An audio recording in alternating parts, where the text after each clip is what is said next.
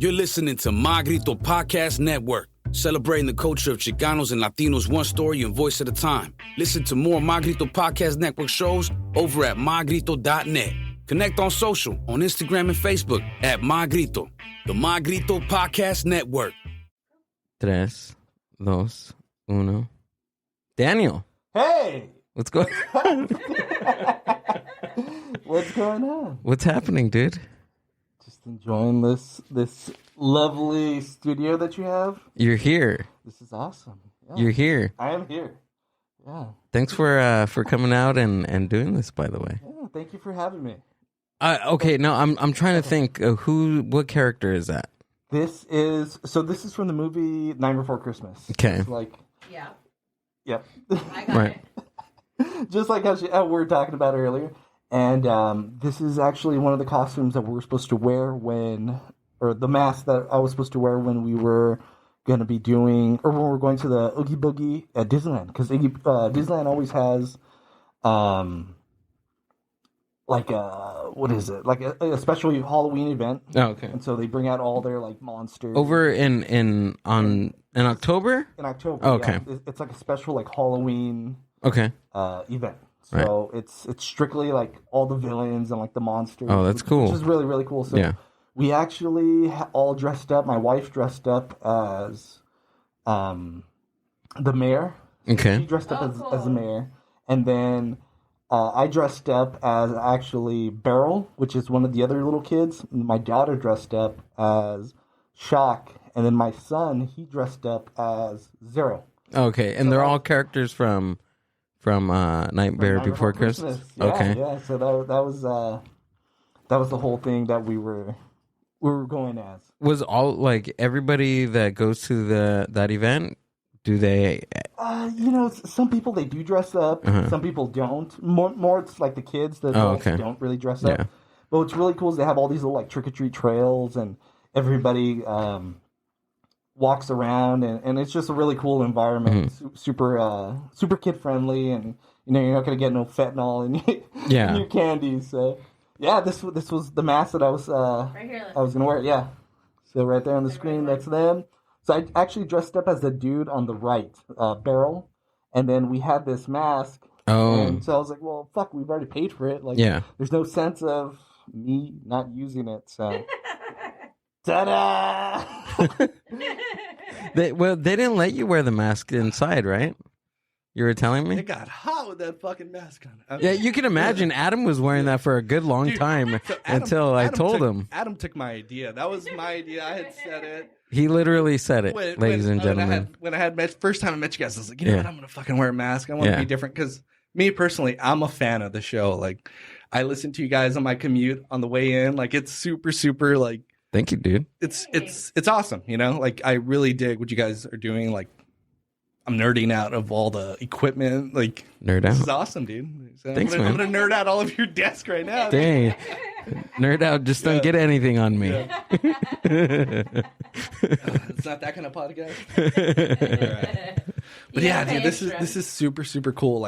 Thanks, man. Being a fan, it's awesome, and thank you for having me. I feel like I'm not a cool artist, or I don't have a boutique, or I'm not a model, or I'm just a average dude with some kids, and I like music. That's cool. Yeah. I don't know. I'm not too cool. That's cool.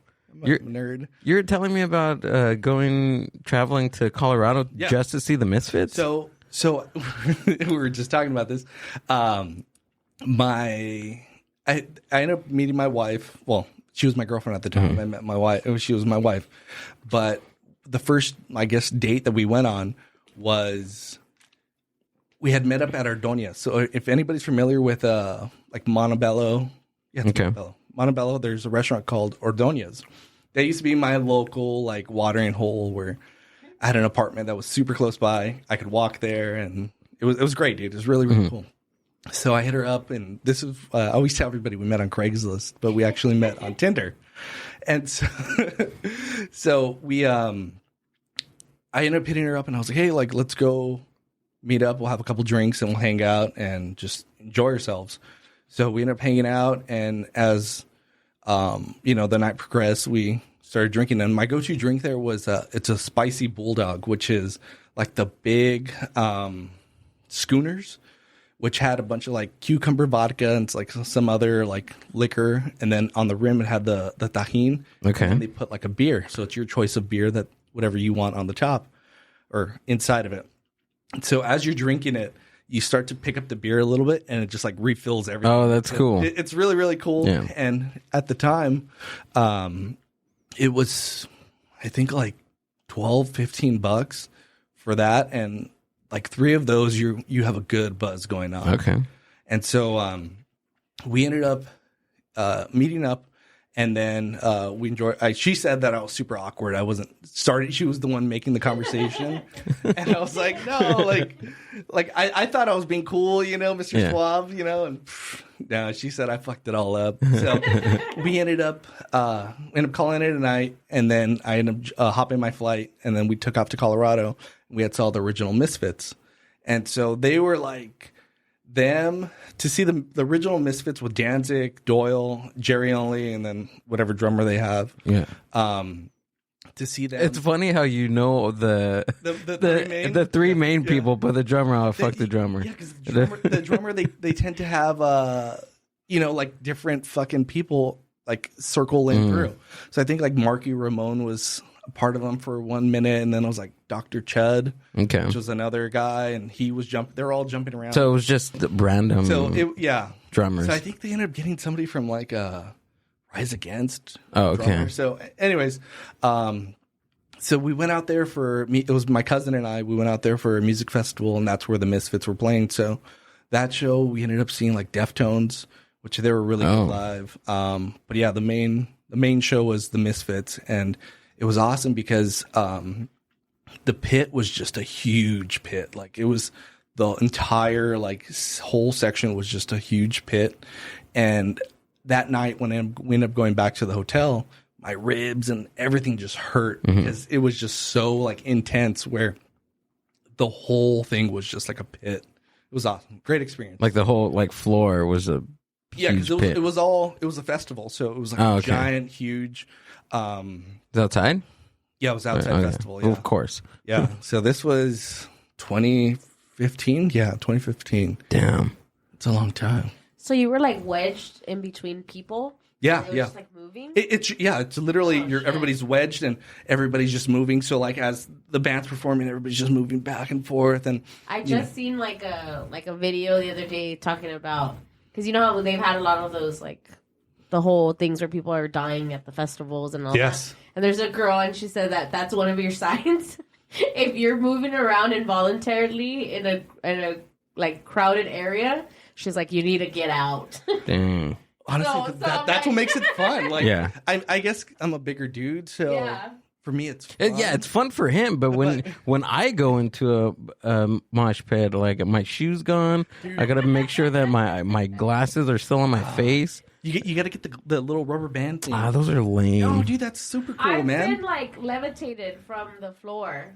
I've lost shoes. I can't. Yeah. I've lost a shoe, but I found it. But literally. So this is another show that I went to. It was Real Big Fish, which is like a ska band, and they do the circle pit. So their shows are fun too, and it's just super fun like environment because there's a lot of like upbeat like riffs. So super fun, but I was wearing Vans, the Authentics, actually the same ones that I'm wearing right now, but they were black. So that ever since then, I've always worn like high tops or like Docs because so they don't fall off for that reason. So tip number 1, if you go into a pit, wear fucking high tops and double knot your shoes. That's why all the punk kids wear they wear Docs and high tops. Yes. Go the whole show with the no shoes. So anyways, fucking the Real Big Fish comes on. We're all in our pit, and somebody flat tires me. So as I'm trying to put my shoe, like the heel part of my shoe, back on, I get pushed, and then at that point I get pushed out of my shoe, and then somebody sees it, grabs my shoe, and just fucking chucks it up in the air. Oh, that's messed up. Okay, well, fuck it. It is what it is. But, venue floors, because this was at the House of Blues in Hollywood. off Okay. Sunset. Yeah. Okay. And, concert or venue floors are gross. Yeah. Like, it's fucking nasty. Yeah. You got, like, piss and beer and drinks And spit. spit and Yeah. then sweat. Like, Semen. You're in Hollywood, so we don't know. Yeah. Maybe, I don't know. And so, fucking, I see my shoe go flying. I'm like, whoa, fuck. Like, it is what it is, right? Yeah. I guess I'm going home without a shoe. So I ended up, after the show, I ended up finding another shoe. So, during the set, I found another shoe, which I thought it was my shoe. 'Cause Yeah.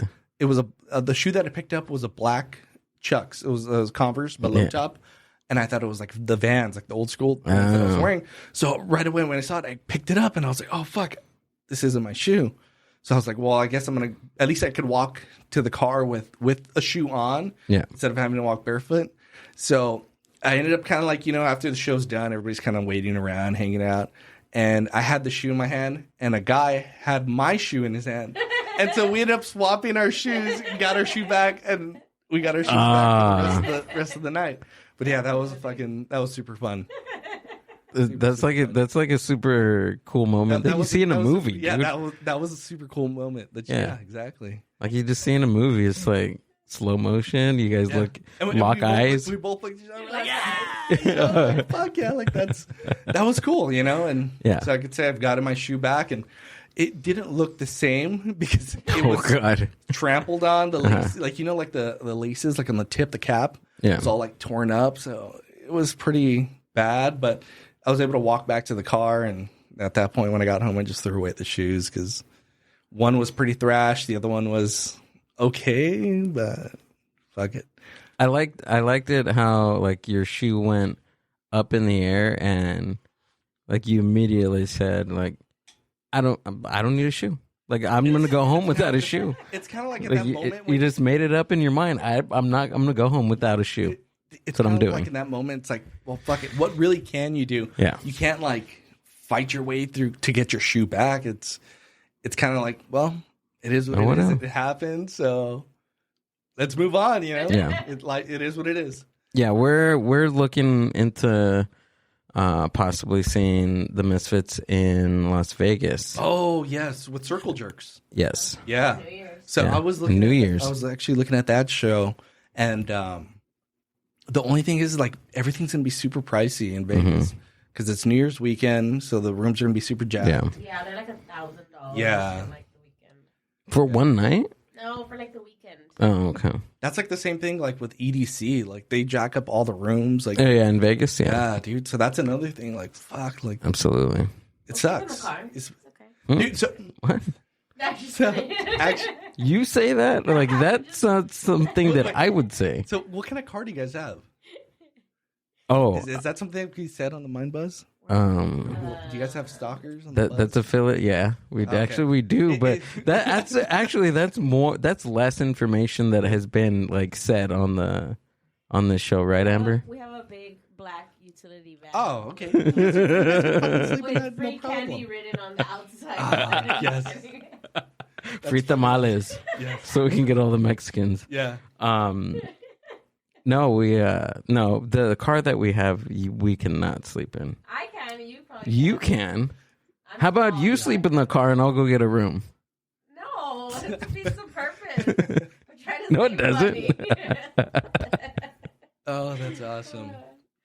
I can't wait. I can't wait. I want to do. Are we gonna go or not? I want to. Are you guys a fan of the Misfits? Yeah. Yeah. Yeah. Heck yeah. What's your favorite song? I'm like, What's your favorite song? what's your favorite? I like Skulls. Skulls. Yeah. Yeah, Skulls. And hear me out, okay? Okay. Glenn Danzig, okay, right? Like, Okay. okay, like I'll give him that. He's the original singer of the Misfits, but who drew me into the Misfits was Michael Graves. Yeah. Is it the ooh? It's the I think it's just the horror aspect. Yeah, like the but different I know like the electrified horror type rock. The second wave of horror punk Okay. that came in. I think that's what I know you're a big fan of like Demented or Go and like the rockabilly stuff too, right? Yeah. Okay, so I could see that. But I mean, Danzig just has so many good songs. I mean, you got Bullet and Skulls, of course. She, Vampira. There's so many such good TV Casualties. Like, what about you? What's your favorite song? Attitude. Oh, okay. Attitude. She got the fucking attitude. I fucking love that song. Okay. Yeah, dude, for sure. The Misfits, the Bee's Knees right there. Yeah. Don't get me wrong, I like Saturday Night. Like, ooh, like I just love that shit. You know, it's kind of like doo-woppy. Yeah. So you get like the doo-wop like vibes, but at the same time it has like there's 52 ways to murder anyone. And it's cool. Like I guess you could say I lean more towards the Danzig because he's the original. Of course. He's the one who you know the infamous logo. If you guys don't know what the logo is, Let's look it up. she'll look it up. Yeah, there you there we go. go. That's Our first Google of the night, ladies and gentlemen. no second Google. Second Google? I googled. Oh yeah, that's How many right. mushrooms are you on today? Actually, The Misfits. I thought when I first started getting into the Mind Buzz, so of course Ranting with Ramos is one of my good buddies, and he came out on your podcast, and that's how I kind of came into your whole like Mind Buzz media. And so I thought when I first thought, Wait, you heard it when I was on his podcast? yes, or- you were on his, and then you had him, Oh, okay. and he was featured on like because I don't listen to you, I watch you on the YouTube, Oh, okay. so it's because I want to see all the shit Yeah. that we pulled that up that and you guys then, Google yeah. or pull up. So I think that's great. Like We got to look at the original.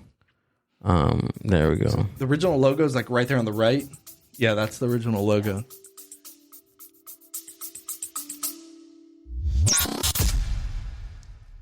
The Mind Buzz is powered by Mind Buzz Media.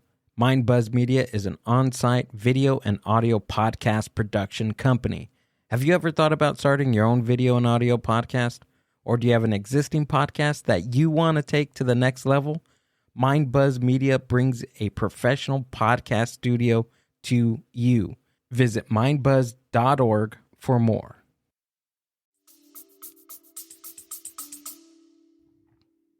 You know what's odd?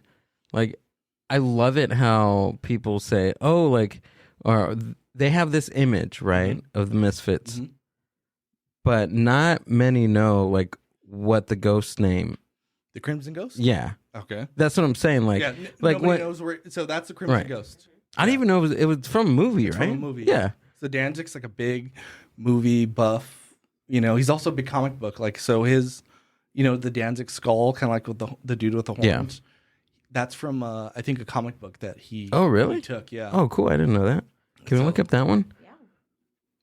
Yeah. So look up Danzig's Danzig logo. I guess it'd be. Yeah. Did you like him with his other band? I mean, Sam after Hain? that, yeah. No, like when he started Danzig. Yeah. I do like Danzig. So Okay. actually, I went to go see Danzig. Yeah, that's the Danzig logo. I went to go see Danzig fairly recently with Tiger Army. They opened Oh, up, okay. which I thought Tiger Army like. October Flame? They do. What's up? Tiger Army, how were they? They were good. I was really impressed. Even though their sound guy or whoever was working their keyboards, like on the side or whatever, they had some technical issues. But once they got that fixed, they were really, really good. Yeah. Like, I was very impressed. How was the turnout? Was there a lot of people? There was a lot of people. So it was in Ontario, which What? yeah, it was at the Ontario Reign where the hockey Yeah. play where they play at. I missed this? How long ago was this? Dude, this was probably like earlier this year. Oh, shit. I missed it. I even had an extra ticket and everything. Shit. There we go. Could have put Amber in my pocket. So let's see, Danzig logo, and then maybe put comic book. Comic book? Yeah. So right there, I think it would come up.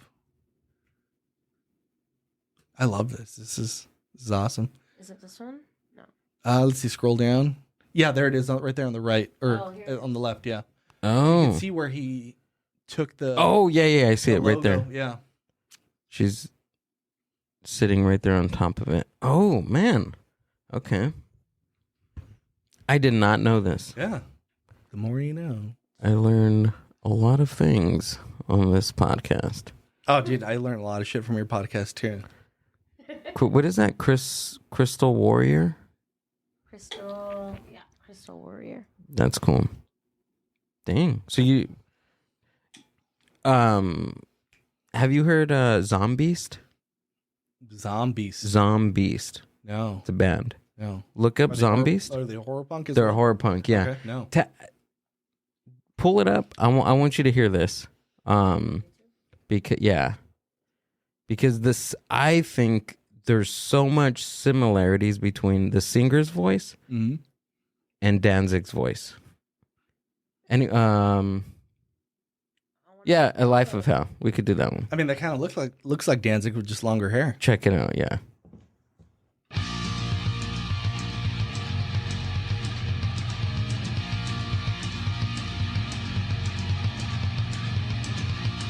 It does. I mean, so, yeah.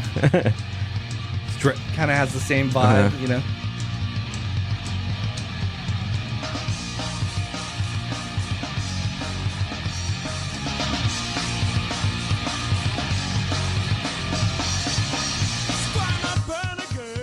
Oh, dude. Yes. Yeah? All the way, yeah. Yeah. They're pretty sick, dude. Dude. I like that. And I've never heard of them. No? No. So is this like an older... Yeah. I found them like in like 2011, I think. Yeah, dude. I like them. What do you think? No, I like them. Yeah? I like them. So they're... I mean, I recently got Apple Music, and the curator or whoever curates the music for Apple Music, they give you like song selections. Okay. And I'm surprised this one didn't pop up Yeah. when I listened to the Misfits. Yeah. This song came out, I think I was listening to Pandora like at the time, like early on, and like that song came on, and I was like, wait, hold on. I was like, is this a Danzig song? Is this a Sam Hain? Like, you know? And then I looked up. I was like, what the hell? Like, it was weird. They started in 2005. Yeah, 2005. Yeah, horror punk. Yeah, they're really good. That's awesome. I like them. No, they're really Check 'em good. out. Yeah, I'm definitely gonna check them out. That's awesome. Yeah, Ramos and I, we had a podcast. Unfortunately, you know, schedules conflicted and stuff. But it was called Songs to Save Your Life, and it was just showing different music that we had or that we came across, and it was really awesome. I think that's how we got. I think I listened to like one, but tell me about the format. Like, was it like one song each? No. So the first one we did, there was a couple we did like as collabs where it was the Smiths. We're both really big Smiths fans, and actually there's a Smiths cover or Smiths and Misfits band called the Smithfits, which is interesting. Okay, like, if you ever get to see them, they're really good. And they even have some of their own music. Do they do cover? They do covers of each, Smiths yeah, and Misfits. Which pull them up. There they are. Oh, they look awesome. So yeah, you got one dude that does like the Morrissey part, and then you got the other dude who does was it the Smithfits? Misfits? Is it them? Yeah, that's them. But the Miss Smiths. yeah, there you go. That's them. The Miss So, like, Smiths. yeah, dude, it's fucking awesome. Like, Oh, it's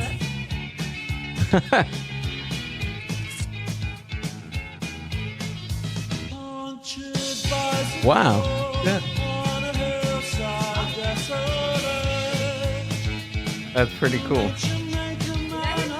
What's up? Is that him singing? That's I think him singing. And what's really cool, like Wait, your is it? I don't think so. No, yeah, I think you're right. Yeah, it's not that. But literally during their set, they swap back and forth, which is really cool. What? Yeah, so like, yeah, there's two singers. So you got the dude with the glasses who does the Smiths parts, and then you got the other dude who does the Misfit parts, which is really cool. So it's like mashups of songs. I don't want to say they. Can we pull them up live? I gotta see let's this. see. I want to see live. That's so crazy. I don't think they have anything live. They do, dude. Yeah. Yeah. Am I spelling it right? Smithfits. No, Miss Smiths. No S at the beginning. Oh. Miss. What? Miss. So it's Miss MIS MITHS. M-I-S. Smiths. I am so confused. What? Smiths. No, MIS M-I-S. MITHS. M-I-T-H-S. So I had it backwards or what? Yeah, Are you sure? think. Yeah, right there. Boom. Yeah, right there. Booyah. See, I did Smith's. I don't know what I did. I can't pronounce. We're here now. Let's see. Look Well, at we're their here. skulls right there at the slide bar at Fullerton. Oh, yeah. Okay, here, let's see this. They even have like their own music too.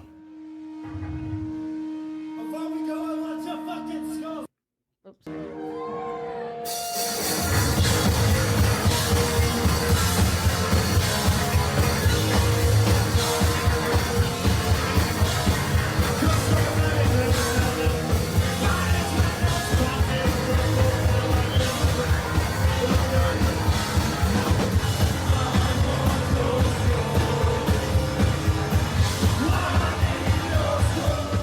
So the dude in the white that's the guy that does the Morrissey Does the parts, Morrissey right? parts, yeah. Okay.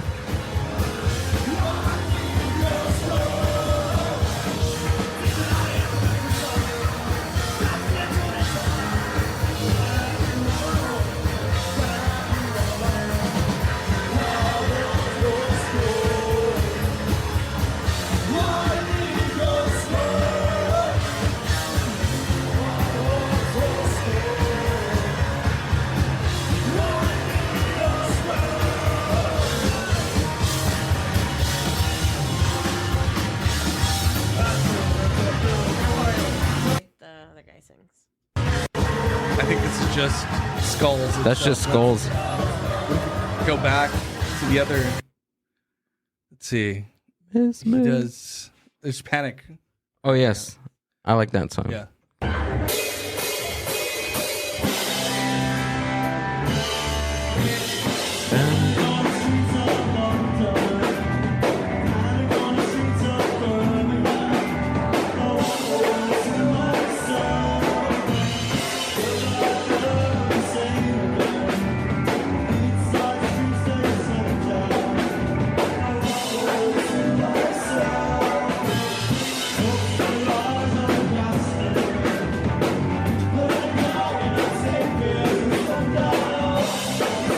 That's nice.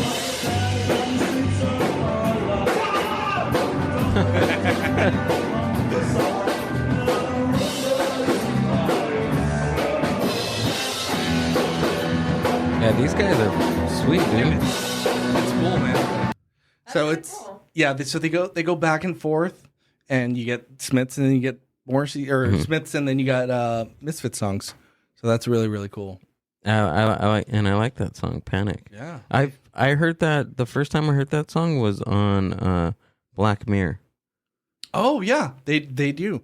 That's I remember that episode where they end up shit. They were like moving like consciousnesses. Yes. Like it was like people at But it's the like a dating website, right? yeah. No, that's a different one. But I think there's another Smith song in that one. there is. I think so. Can we look up Smith songs in Black Mirror? Yeah. I fucking love this.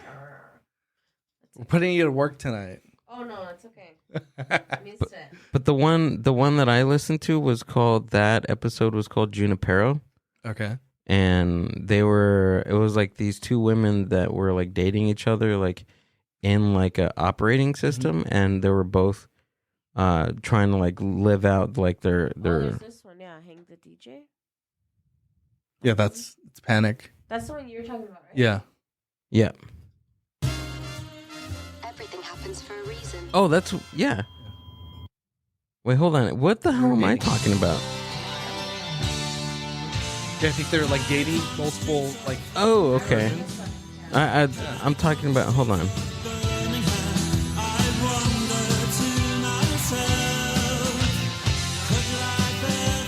Was it this episode? What the hell episode was I talking about? I like this one, by the way. Yeah, it's a good episode. The episode you're talking about doesn't exist. Yeah, it does. Yeah, no, I said it it does exist. Oh, pause it. Can't hear you. What did you say? I'm like, I said the episode that you're talking about. Look up Juno. Okay, Junipero. It exists. Junipero has to be in that one.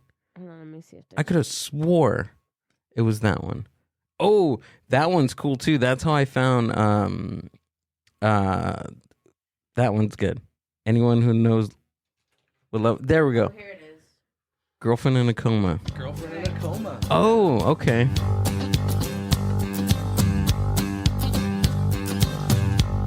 So the song that I was talking about was on that one. Okay.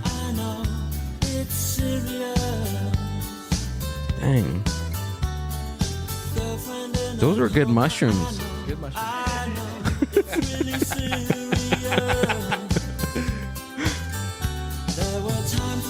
Andale. This is a PG podcast, Too spicy. girl. That's PG-69 right there.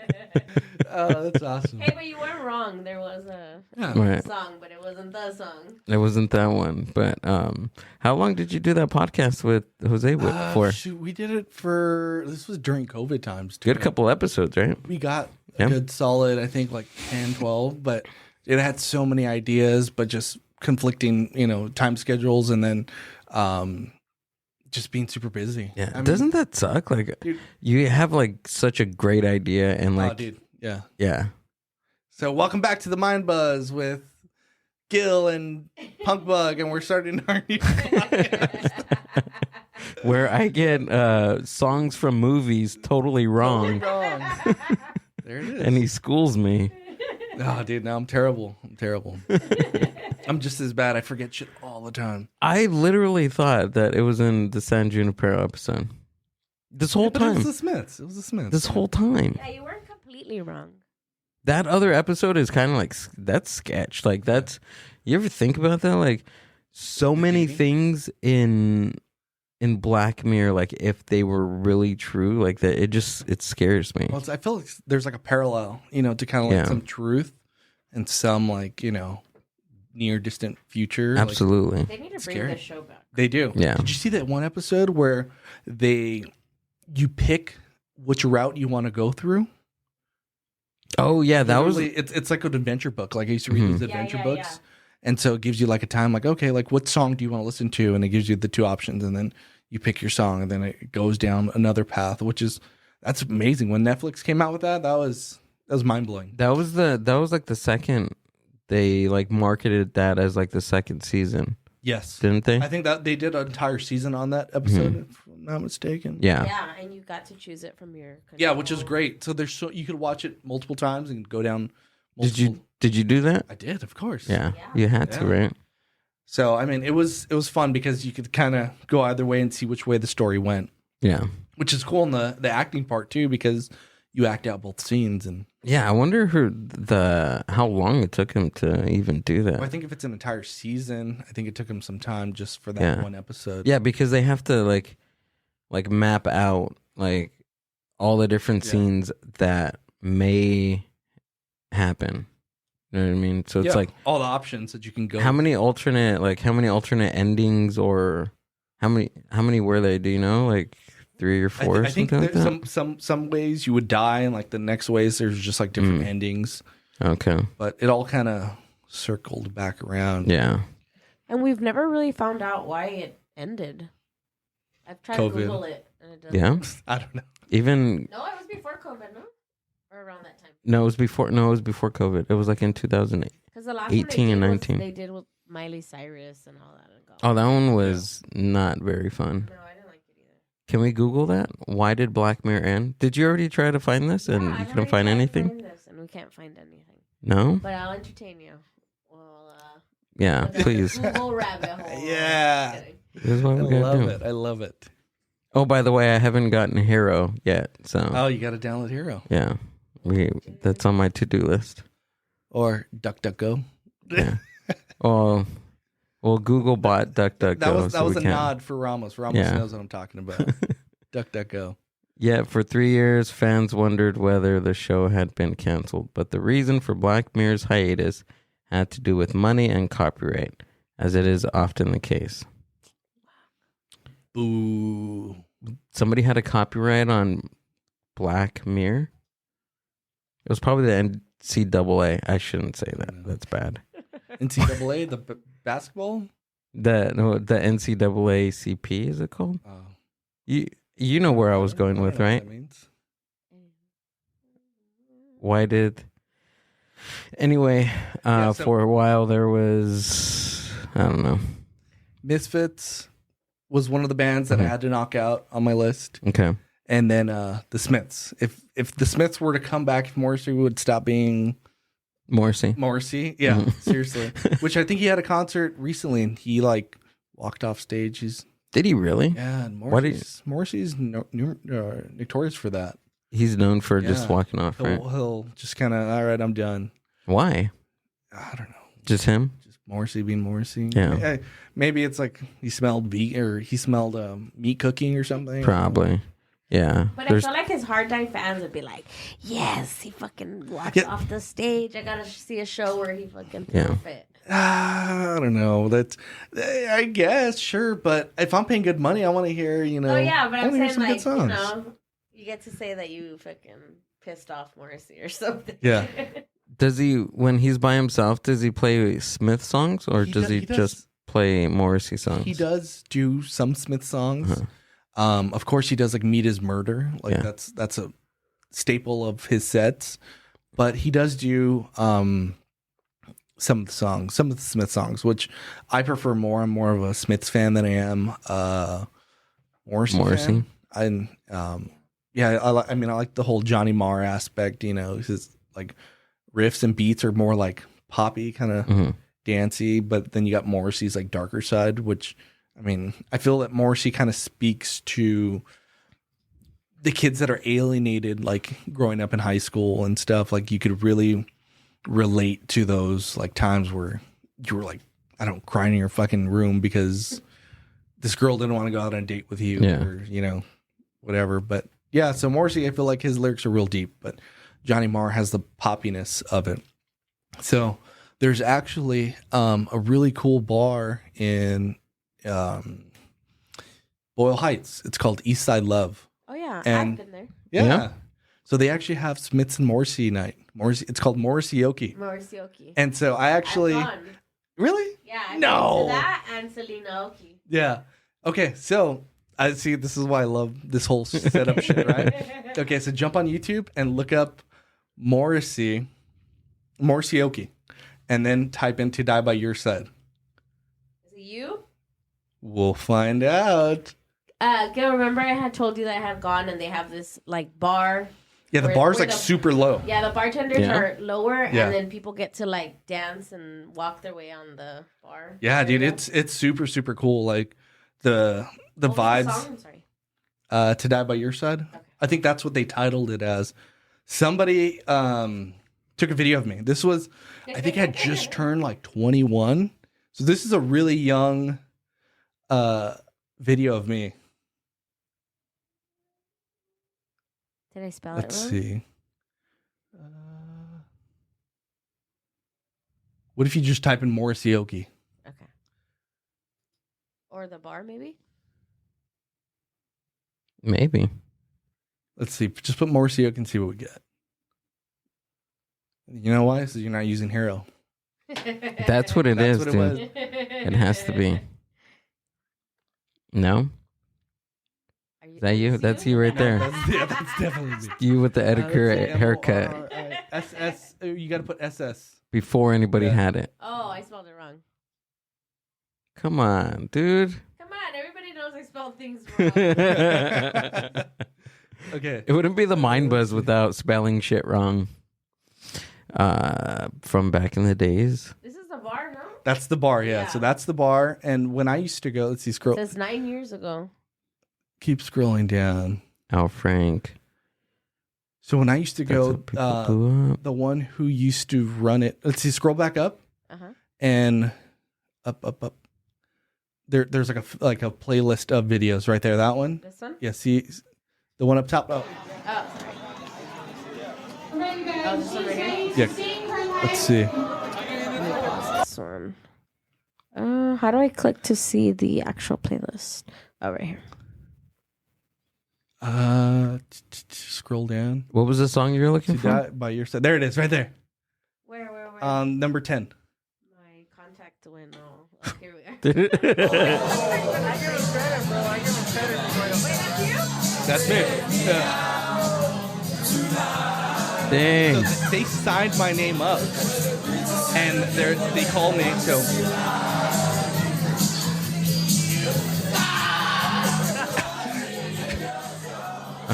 so the guy that says "you suck," that's my buddy Chris, and we're big. We love the movie The Wedding Singer. Oh yeah, yeah, And yeah. so there's a part where George is doing the Culture Club song again. Yeah. And Adam Sandler's in the back, and you could hear as you know Adam Sandler's like, okay, I think I better go out there, and then you hear "you suck," in the back. And that's what he's referencing. He's not saying like I suck. He's like, dude, I give him balls that he went up there. Yeah. But yeah, it's really cool because the bar is like super Oh, low. that's cool. Where you could almost like lean and sit on the bar. What? And then on the other side, there's like bench seating with like tables, and then in the back, it's like an open like area for like smoking, like, and that's where the restrooms are. So like, when I used to go, it was how old's that video? That's a super old video. 10 years. 10 years ago? Shit. But yeah, so Alexis De La Rocha, she's the one who started the whole Morrissey thing. At least when I was there, she was really big. And then you had DJ Jess Funk. And so I ended up getting super cool with everybody because we would go every month, like almost religiously where we would go. And she would, Want to show. Jess Funk actually DJs. Excuse me. So he would DJ, and I ended up getting real cool with him. And he DJ'd at EDC.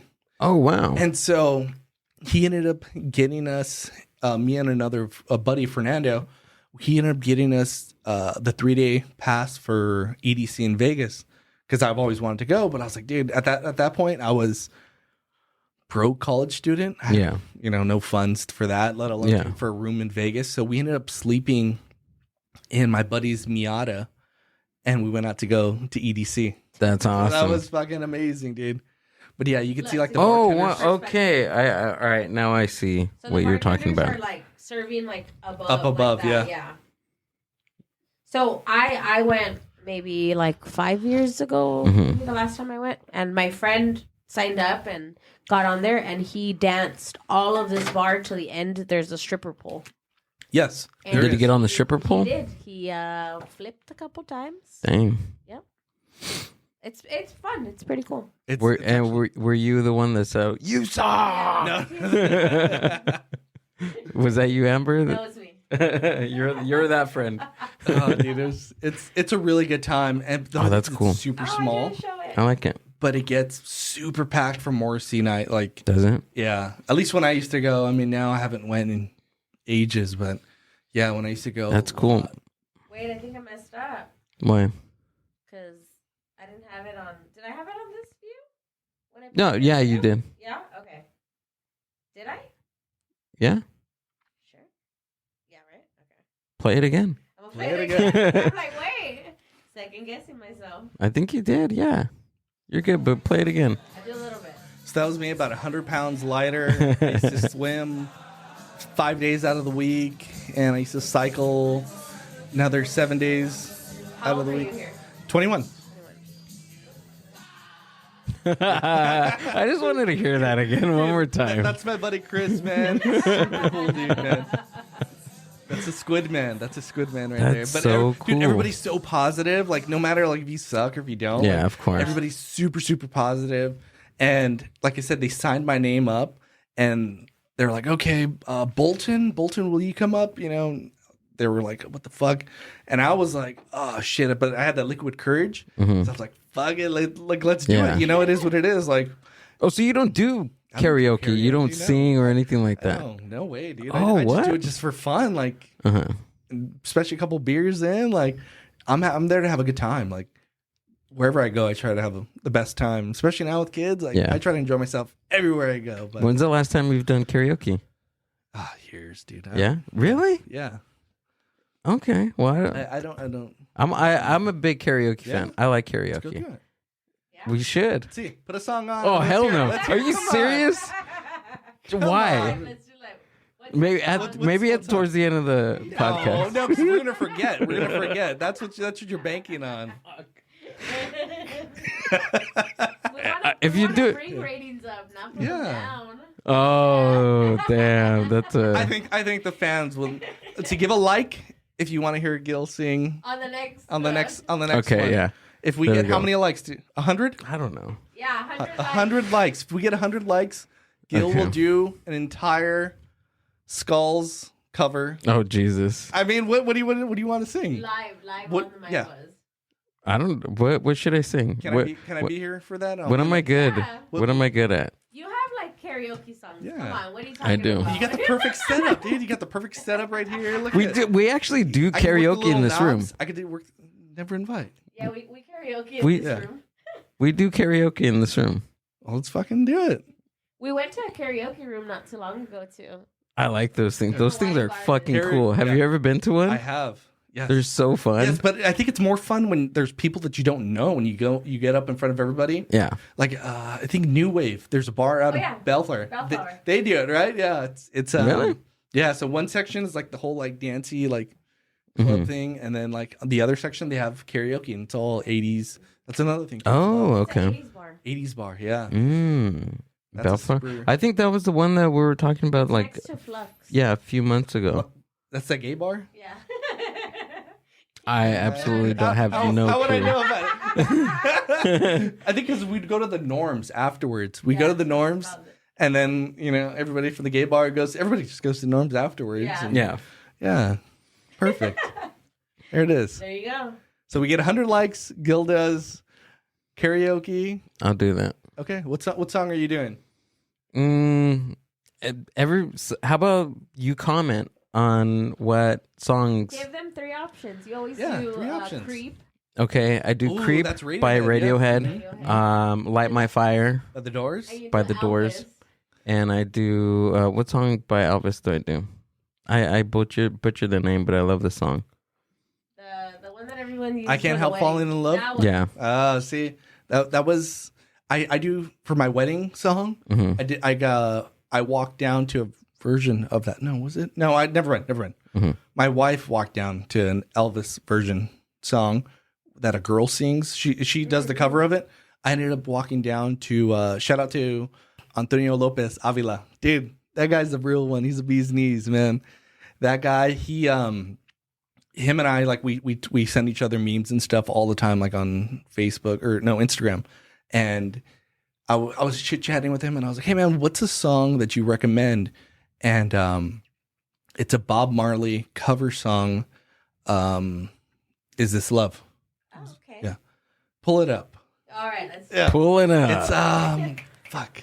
I have it on my phone because I even have a whole like wedding walk song or Let what me walk know what playlist. it's Sorry. Your walk playlist. Yeah. What would you walk down the aisle to? It's by I think by Alan. I didn't know men walk down the aisle to songs. Yeah, you have to have a They song. do? You Yeah. better not choose a dumbass one. I'm gonna choose the No, I dumbest should've song never- in the world. So my wife picked "Can't Help Falling in Love" by Karina Granis. Okay, yeah. That's the version she walked down. Okay. And then I was torn between "I Want to Grow Old with You" by Adam Sandler, the Oh, wedding okay. singer, Love that one. Yeah. or where is it? Oh, "Is This Love" by Alan Stone. That's Okay. the one I went with. And it's a Bob Marley It's a Bob cover Marley song. cover song. The dumbest song you can You're think of, already and I'll thinking pick it. about Yeah. it, Yeah. It's a completely different vibe, which is like Okay. super cool. Oh, okay. Love and treat you right. Oh, this is I wanna nice. love you. Sorry, I'm laughing because I just feel like your brain right now. You know, as soon as this song to walk down the aisle, I'm gonna be so upset. Over our head, we'll share the shelter of my single bed. Is this love? Is this love? Oh, this is nice. This Yeah. love? So Lopez Avila gave you this? Lopez Avila was the one Damn. who recommended. Lopez Avila, Dude, good job. he's so cool, man. That guy. Lopez Avila. What song? Yeah. Send me some songs. Send him a good Yeah. song. Send me the dumbest songs you can find. Lopez Avila, do not. Dude, Lopez Avila, super I cool, will very blame humble you, guy. Lopez Avila. He's such a cool dude. He's awesome. He's really cool. Yeah, super good dude.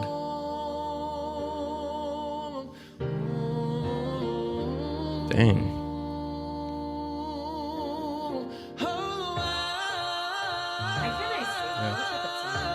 So you wouldn't think this is a Bob Marley song. It doesn't have like the reggae feel, you know.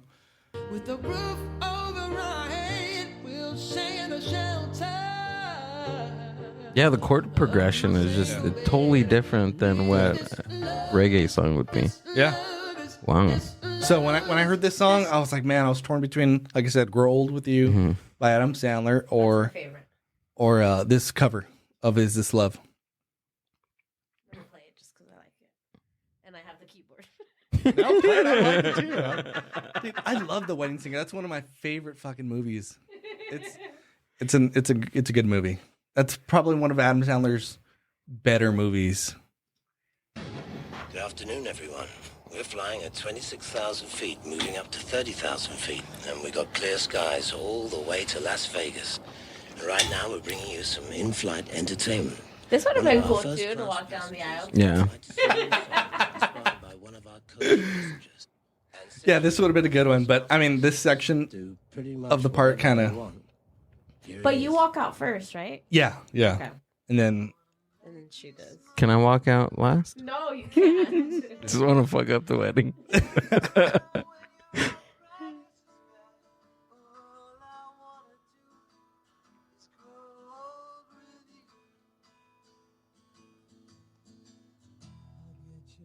This is such a good movie.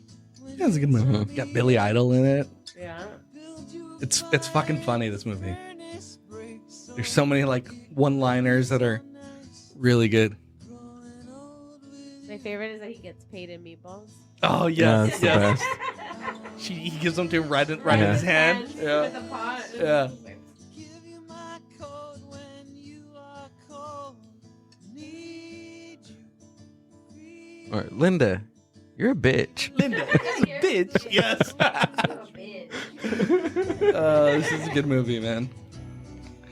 I know you had Santos on here from the '88. Mm-hmm. I don't know if they've done a review on this one.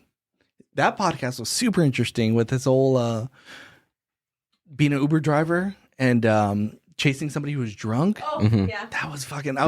Dude, I was driving. I was like, man, I got so in tune with the story. I ended up at work and I was like, fuck, I don't remember the drive because I was so in tune with the story. Like, he's really, really good. Thanks for listening to the podcast, like I dude. said, I'm a fan. That's I'm cool. genuinely a fan. So to see everything and like you said, I don't listen. Well, I listen to you guys, Mm-hmm. but I watch you guys on YouTube, and I just play you on it while I'm driving. So every time you guys make a reference or go to the Oh, computer, okay. I look down and then I continue back driving. Right. So it's for me, that's cool. And all these little like references that you guys can make, like fact check right on the spot.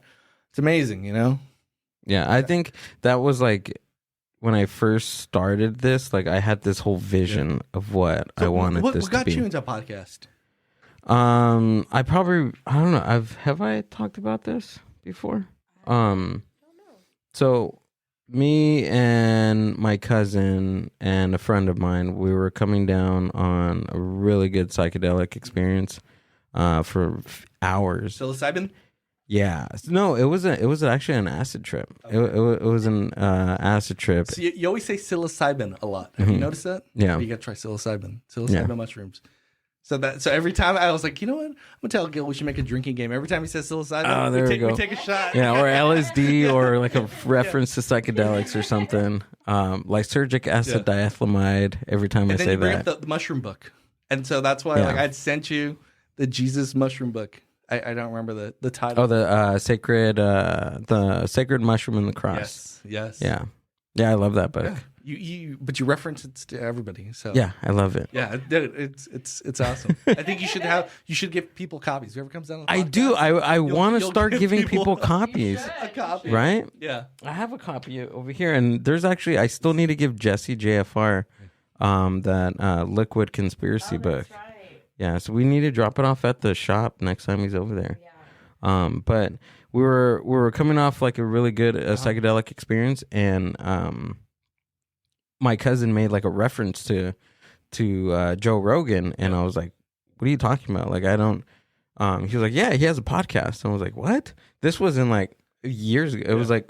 So you thought he was still doing Fear Factor? I was like, that's what I was thinking. Like when he said Joe Rogan, I thought of the Fear Factor dude, scrawny dude, bald hair, not bald, but like balding, and slightly tanned.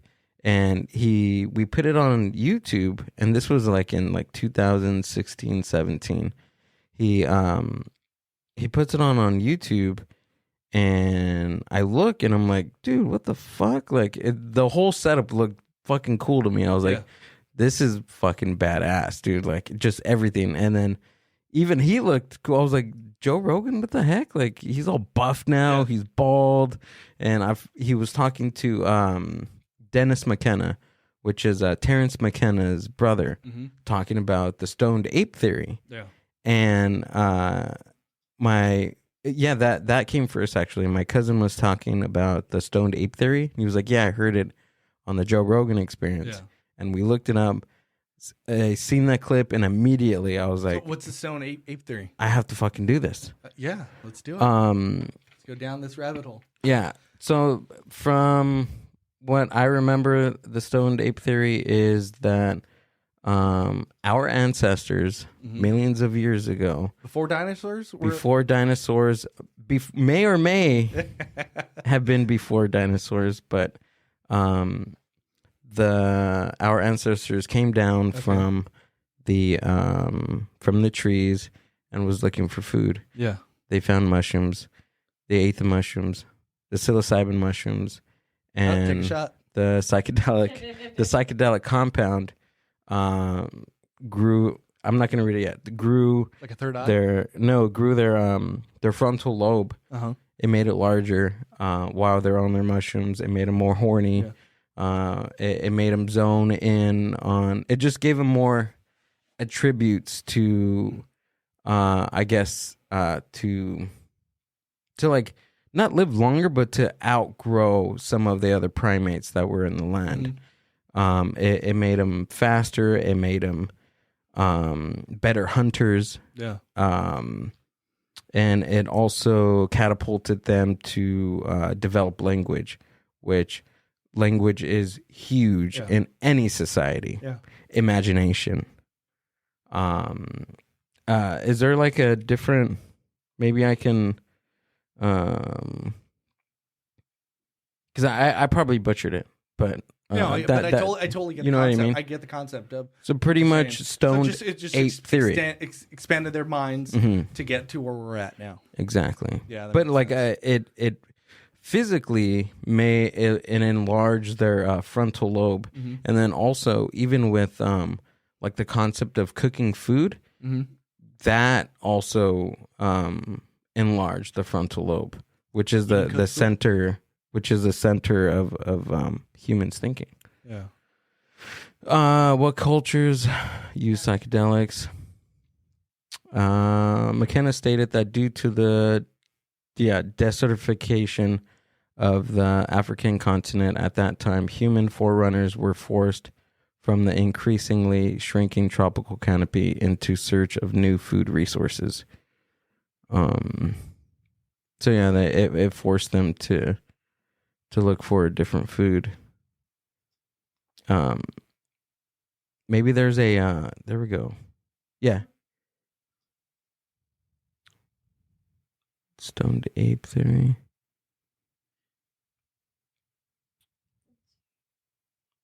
Maybe that was it that one right there?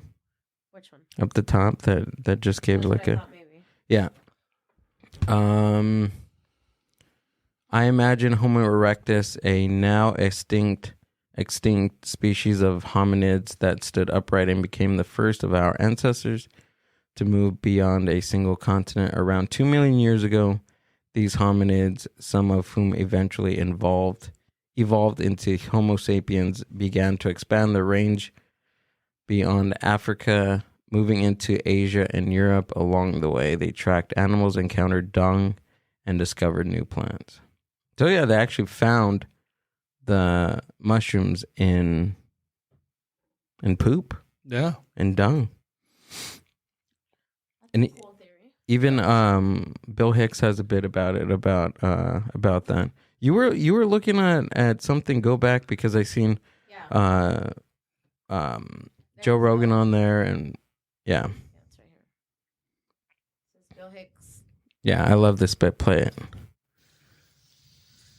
You know what I mean? I believe that God left certain drugs growing naturally upon our Have you? No, I've never seen No. that. speed up and facilitate our evolution. Okay, not the most popular idea ever expressed. Either that or you're real high and agreeing with me in the only way you can right now.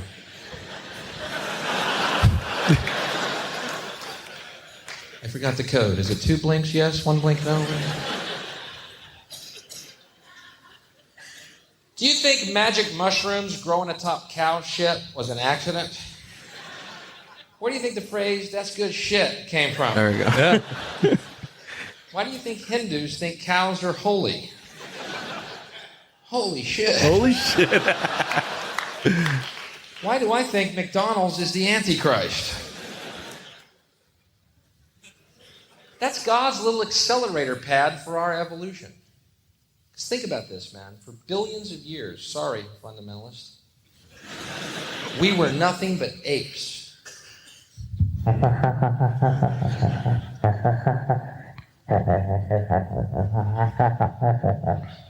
Probably too stupid to catch a cow, you know?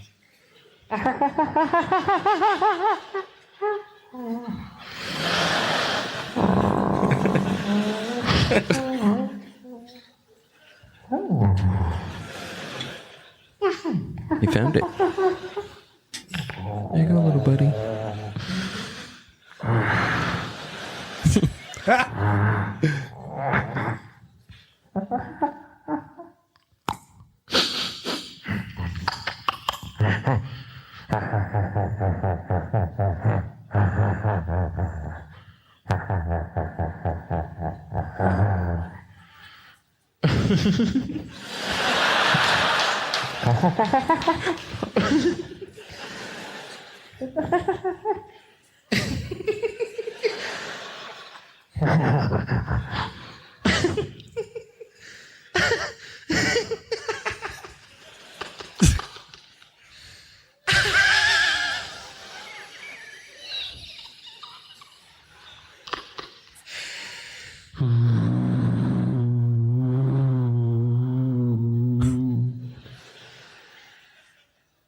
I think we can go to the moon.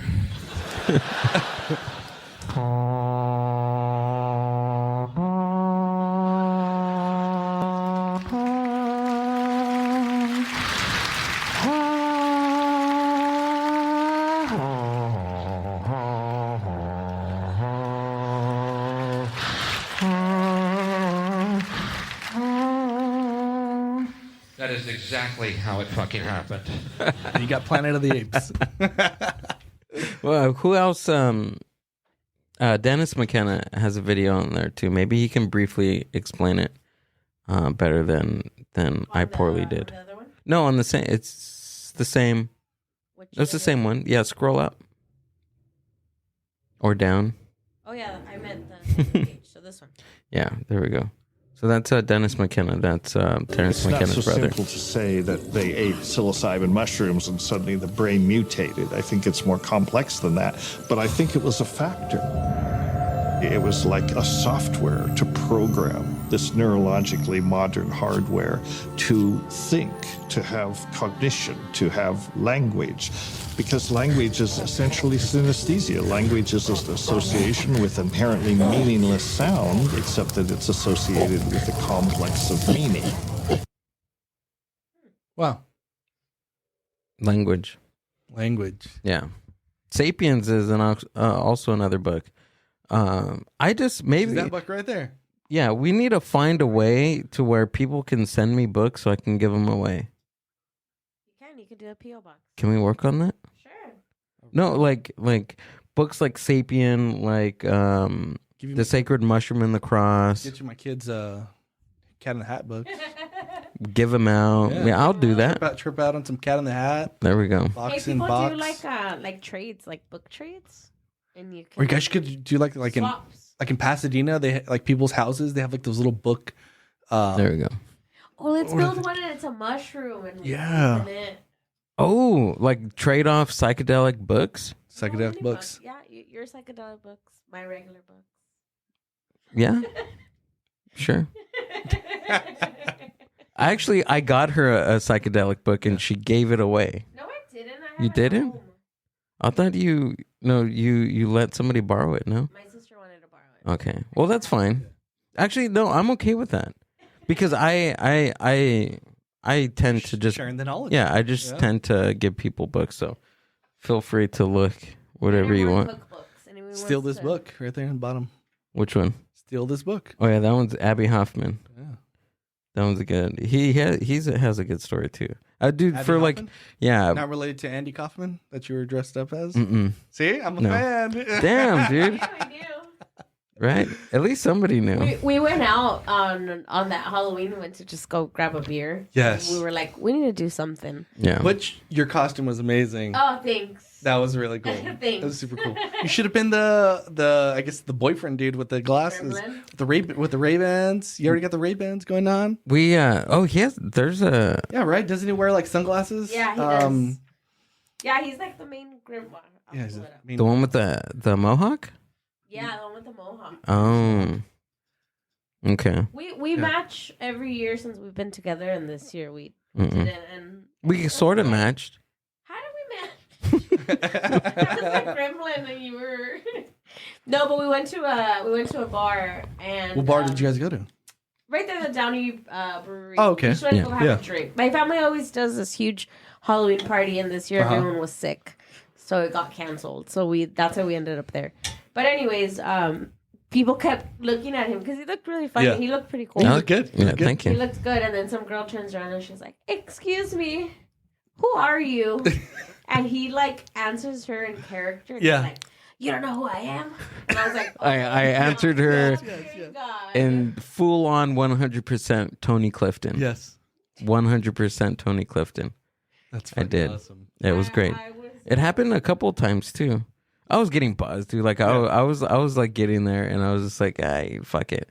I'm just gonna randomly just start yelling." Yes. And that's what I did. I was yelling at the waitress, but she wasn't even, or the server, and she didn't pay attention to Yeah. me. Like she was just there. She's just like, this is drunk Elvis. Yeah.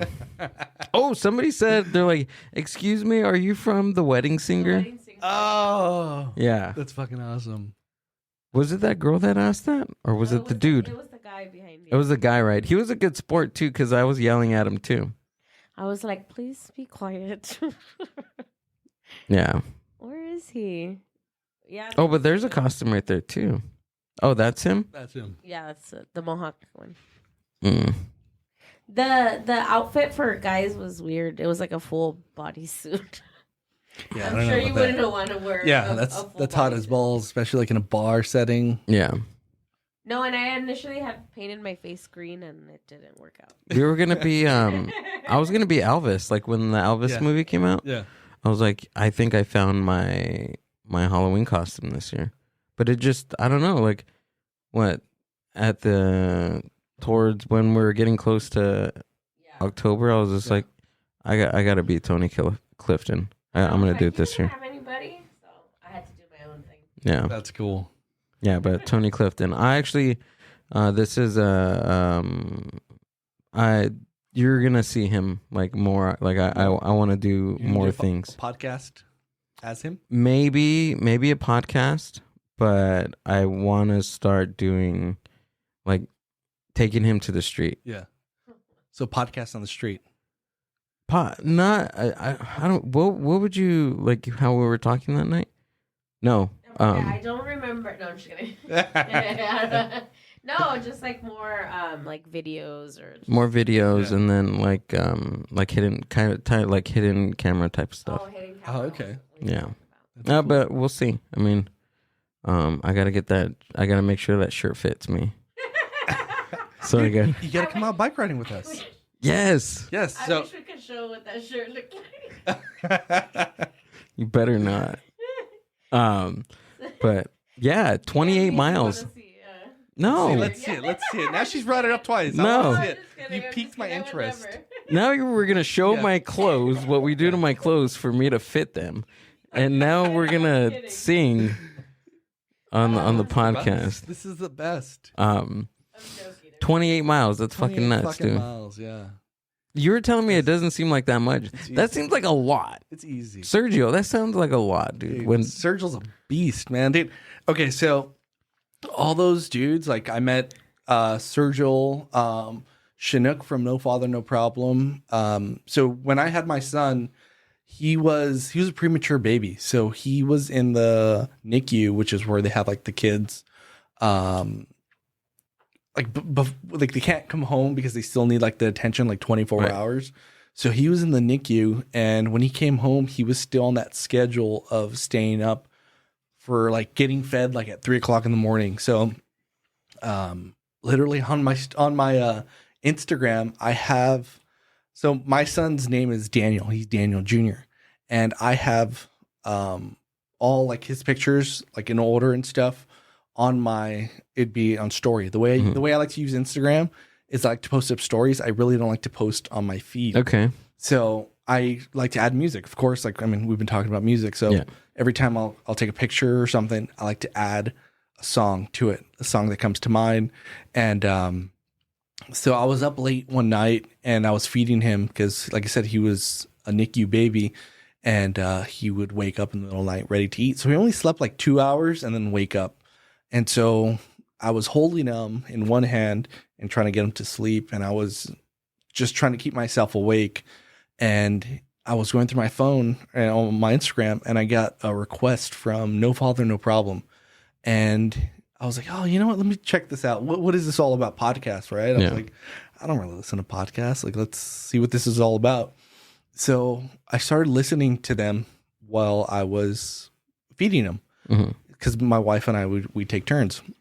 So I would feed the baby and have these, Chinook and Frankie on, and I just started like, man, these are like the Theos, like the drunk Theos, like they're cool, like they're relatable, they're super, like it's funny, it's light, like their podcast is super light, super easy to listen to.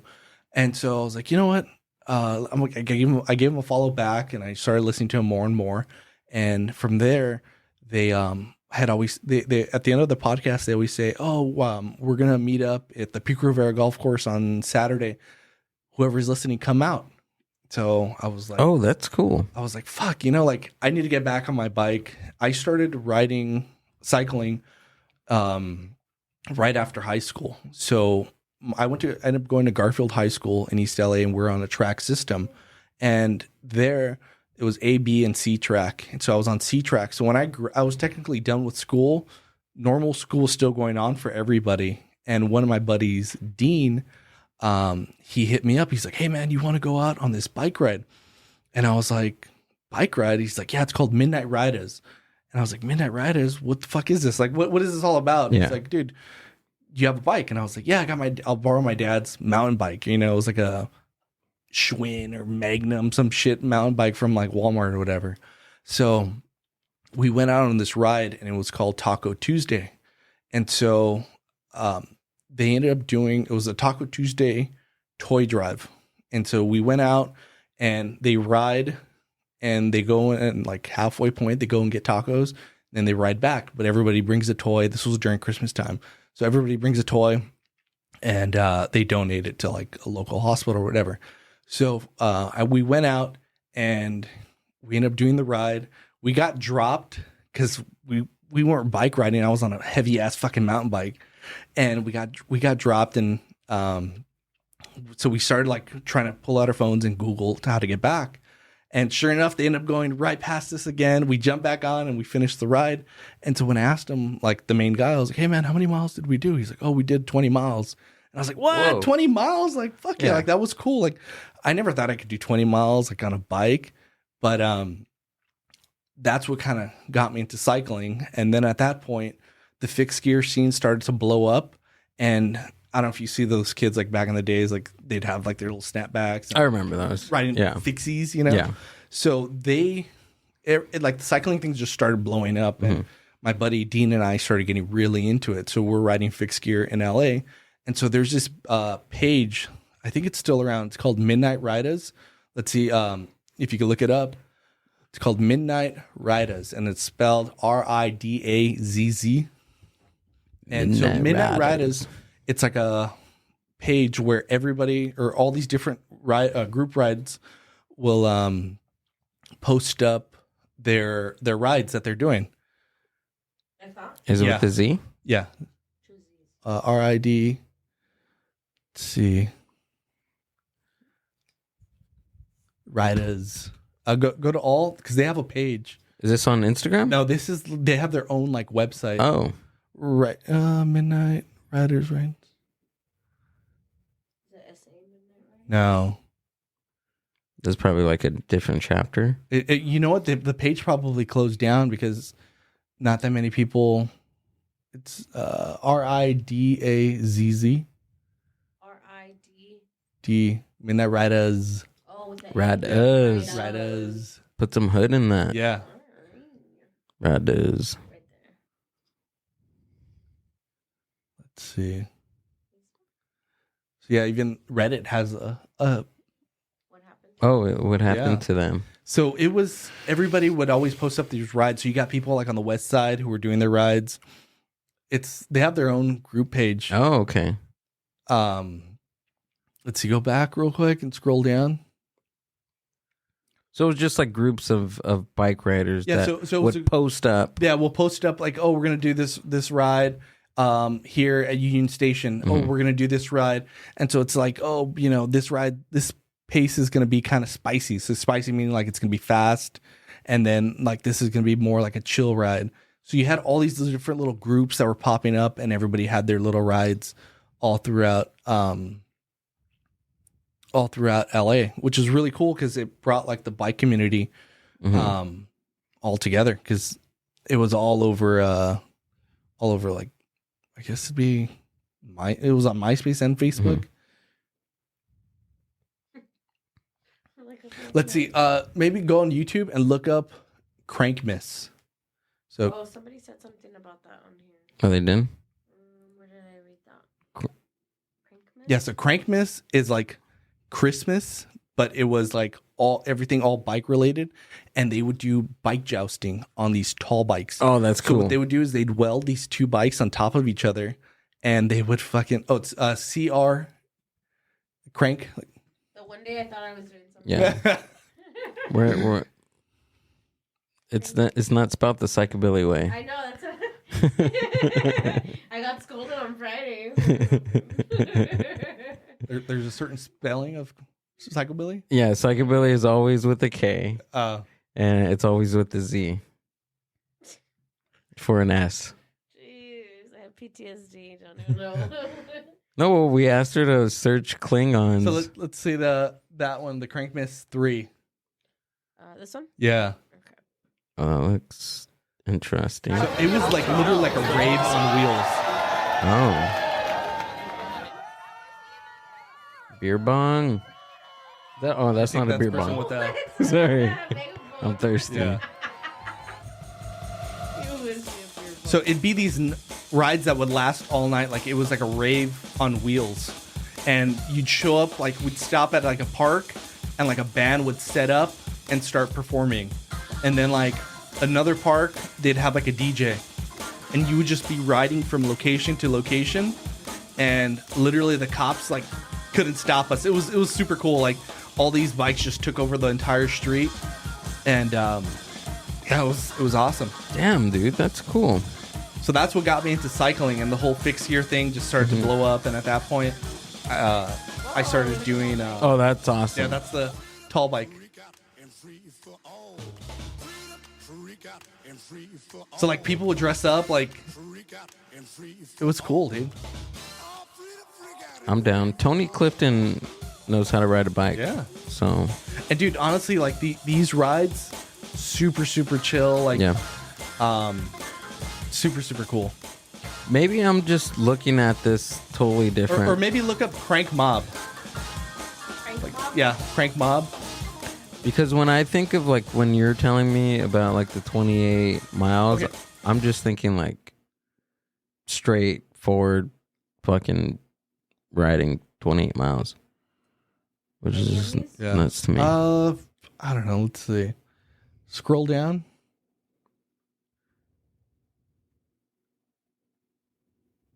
No, let's go back up. The first one's look like Let's look at the first one. Lust. bicycles. 700? Dude, it'd be a shit ton of people.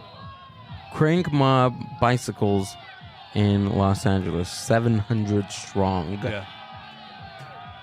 13 years ago. So that's what got me into cycling, was going into these like literally rave on wheels, and everybody just going there and everybody's having a good time, like drinking 40s and just hanging out, you know. Even though that's illegal and I didn't do that, but but it was just cool, dude. Everybody's just out there and everybody's all having a good time. Everybody's just enjoying themselves. Ooh. Let it drop.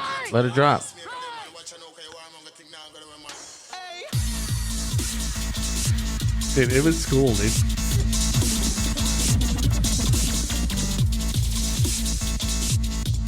That looks cool. Yeah. It was super fun. What is he doing? What did that cop have in his hand? Out a beer. It was a beer? It looked like the beer because liquid came out.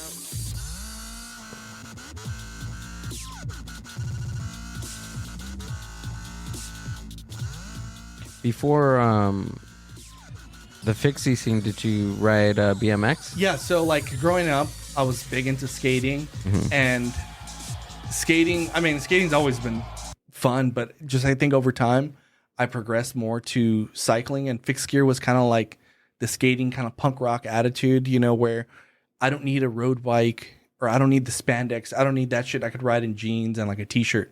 And that's what the whole like fixed gear scene had started out. And then it eventually kind of made its way to like those kids with the snapbacks and they're riding around with their fancy colored bikes. Okay. That's where it went towards. But the initial scene was super like pure, and then it started becoming like real hipster and real. So what you're talking about, like the bright bike. That's fixies. Yeah. Yeah. So that's where I kind of like, that's where I started noticing that culture. Yeah. So that started just sprung up. And then at that point, fixed gear scene, people started going to road bikes or cyclocross, and there's just all these different subgenres that you can go into. But yeah, the initial like setup, it was more just kind of like people, getting together. Like okay. See, I like that. That's fun, dude. Yeah. It's super fun. Look up Taco Tuesday bike ride. See, I like that. I'm down for that. On YouTube? Yeah, on YouTube. Bumsteadsbicycle.com. So, like I said, I got into this and I was riding like religiously, where I was riding with doing these kind of rides. Let's see, scroll down. Santa Rosa Taco Tuesday ride. Type in photography ride. Taco Tuesday ride. Yeah. So with that or just photography? Yeah, with that all together. And that, let's see if this video comes up. Then that's kind of like a before it got all like the fancy colored bikes. That's more of like a pure initial start out. That one, the first one.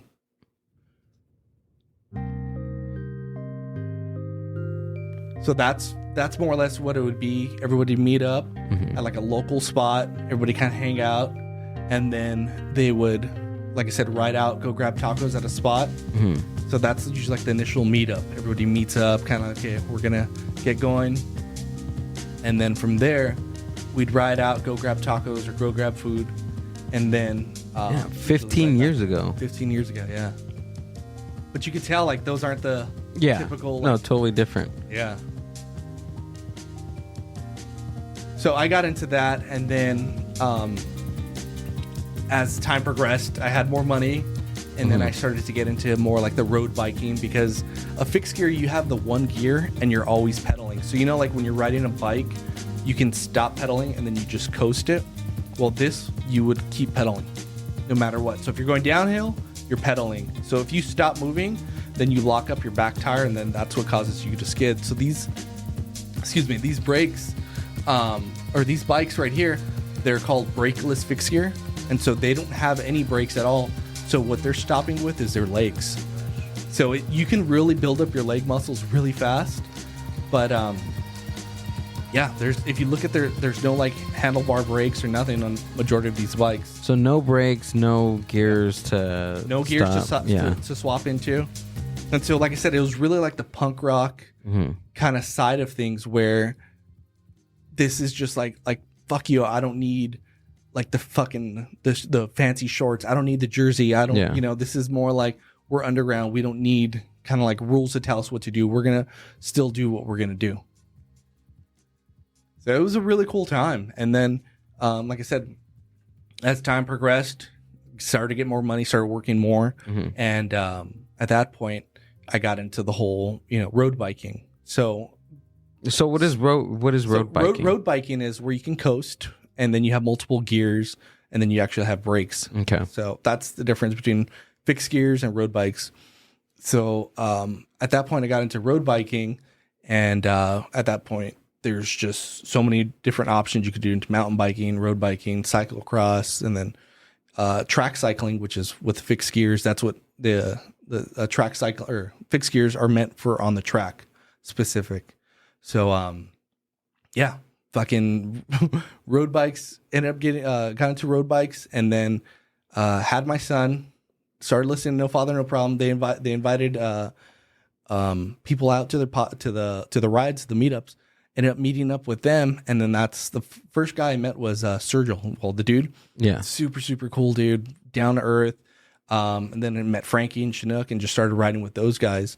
And when I showed up, I was under the impression they were riding like they're hardcore riders, from the sound of it, or from at least their impression that they gave off.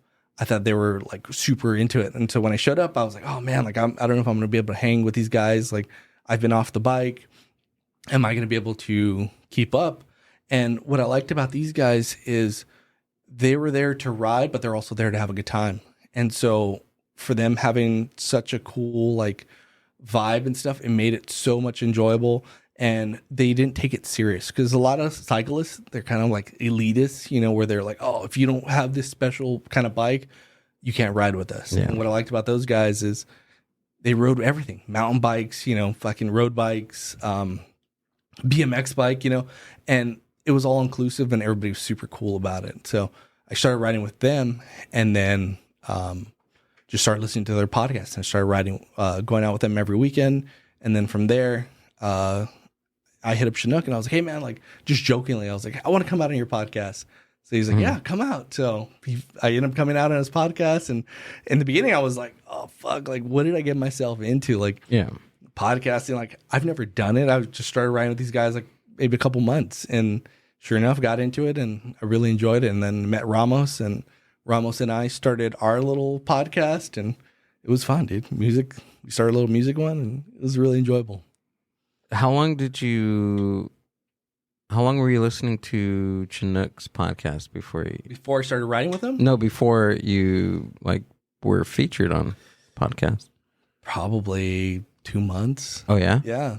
Oh, that's cool. So I because like Chinook and I, whenever we would ride, whenever I ride, I like to ride and bullshit with people. Yeah. It's kind of like a social thing too. Like, so we would talk and bullshit, and he would, we just talk, and we got along so well. And I was just like, dude, like I want to come out on your podcast and try it. And sure enough, I mean, it's fun. It's enjoyable. It's super cool.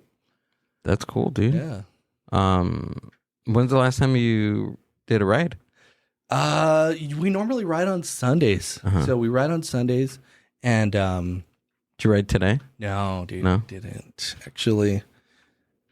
No riding today. Usually No. I'll jump on the trainer at home, but yeah, no riding today. But see, then I like to listen to music too while I ride. So Okay. I even got my little riding playlist, and I was like, You really? Yeah, fuck yeah. I have Motorhead. I have like System of a Down, something like Metallica. Yeah. So yeah, dude. Yeah, riding bikes is fun. Riding bikes is super fun. And I haven't rode one in a long while. I feel like kids, I mean, I have 2 kids. Mm-hmm. So kids nowadays just want to play video games and like Yeah. iPad. And like, it's crazy because my son's 2 and he knows how to already use the iPad and like swipe through. Isn't that crazy? It's a trip, right? And it's like, Yeah. I think it's making the kids a lot more smarter, but I feel like their social skills when they like try to talk to people, that's where they don't have it because they're always on their phones or Yeah. always like on the internet or whatever. Yeah, even like phone calls. Like Yeah. People don't really phone call. Like people don't like phone calls. I think it's weird. I want to talk to somebody. Do you? Yeah. Even like texting. I don't know. Like I'm in the because, I like texting, but also I like phone calls sometimes. Because I mean, you can talk to or you can text somebody and not get what they're saying. So it's be like, "Oh, you fucking asshole." And like Yeah. if I'm telling you like, "Oh, fucking asshole," like I could mean it jokingly, or it could also come off as, Yeah. I really like you're a fucking I asshole. agree. Yeah, You never know the tone through a text. through text, yeah. That's where you got the little emojis, and now they have an emoji for everything. Yeah. It's just crazy, dude. I don't know. I mean, because we're about the same age. How do you feel about that? How do you feel about like language changing like that? Do you think it's progressive, or do you think we're stepping It's quick to the back? point. I think it's quick, straight to the point. Do you think our language is going to change anytime soon? Well, not anytime soon, but in our lifetime. I don't think in our lifetime. No, I don't see that changing in our lifetime. because communication is something that is progressively changing. Like if you look back 100 years, like people were saying ye, thouist, and thouist, and I thought whatever. you said they were saying yeet. Yeet. My daughter just It's coming back. Yeet is coming back, ladies and gentlemen, from 1800s. No, but what I'm saying is like, I think it's going to change, but not the dramatic that way. Yeah, not as dramatic as it was then. Well, I mean, there's things that we're saying now that people didn't say like 10 years ago. She and her. Like, I don't get that shit. Like, oh, the he, him thing? I don't get it. It's like, I don't know. Like, I guess I was just brought up with manners, and I tell people, oh, thank you, ma'am, or thank you, sir, and what, like, oh, okay. Like it's just natural. Now I'm assuming their gender, so like, I'm the dick. Like, I see. Come on. I think it's just like what? Just being. It's weird because I don't know. Amber knows all about this. Like when are you? I'm like, this is my job. That's your job. Like what am I trying to say? Like it's. Are you a dick if you just assume somebody's gender? Oh, you're asking me? Yeah. At work? No, I'm just kidding. In everyday life. I like for us. I mean, we try to keep a place where it's inclusive to. No, take being an employee, being a manager out of the question. Just world, person to person. If you assume somebody's gender by using the wrong pronoun, I feel that if you are not aware of their gender or maybe of their gender change or anything like that, and you say it, and you genuinely are like, "Oh my God, I'm sorry," and then they correct you, but then you continue to do it, then yeah, you're a dick. Yeah. I get that. But I think if it's like an honest mistake where you like completely like, "Oh, I'm sorry. I'm terrible at that. Whatever, I'm terrible at that. Then I don't see it like you can't, or they shouldn't get upset at you if you don't know. But like I said, if you're already told multiple times and you still do it, then yeah. But what if you're like 10-second Tom and you just like forget? You're just being a dick. Yeah. But it's 10-second Tom. He has a fucked up brain. No, what I was saying, like I'm terrible is like if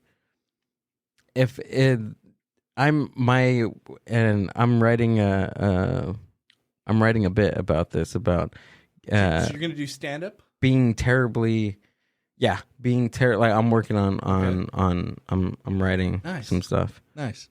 Yeah, but I'm writing a bit about always getting like having my gaydar off, like terribly. Like I'm just terrible at it. Bad gaydar. I have extremely bad, and I'm terrible at it. I just can't. I'm so inclusive that I just think everybody is straight. Yeah. Shut up. So has it ever backfired on you? Yeah, but not. I think there was. Has it backfired on me? No, just like people warn me. Yeah. They would be like, "Hey, do you know that Alex used to be a man?" And I was just like, "What? Like, no way." Yeah. That's where I would think like, okay, like maybe I'm terrible at this, but it was like this cook that I could when I worked in a restaurant, and I worked. I was doing like I was helping out like the manager with something, and I always go back and forth between the front of house and the back of house. And there was this line cook that was, I thought her right. What am I trying to say? She was a trans woman. Yeah, and she used to be but her biology was a man. Was a man. Yeah, and she used to hit on me all the time. Yeah.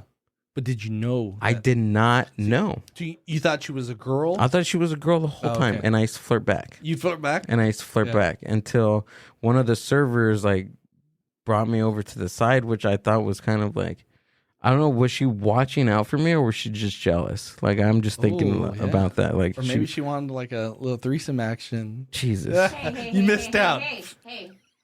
I missed out. I did. You missed out on the opportunity. I'm gonna put you on the red book for not coming back. I'm sorry. I gotta come back for the karaoke episode. Not with that comment.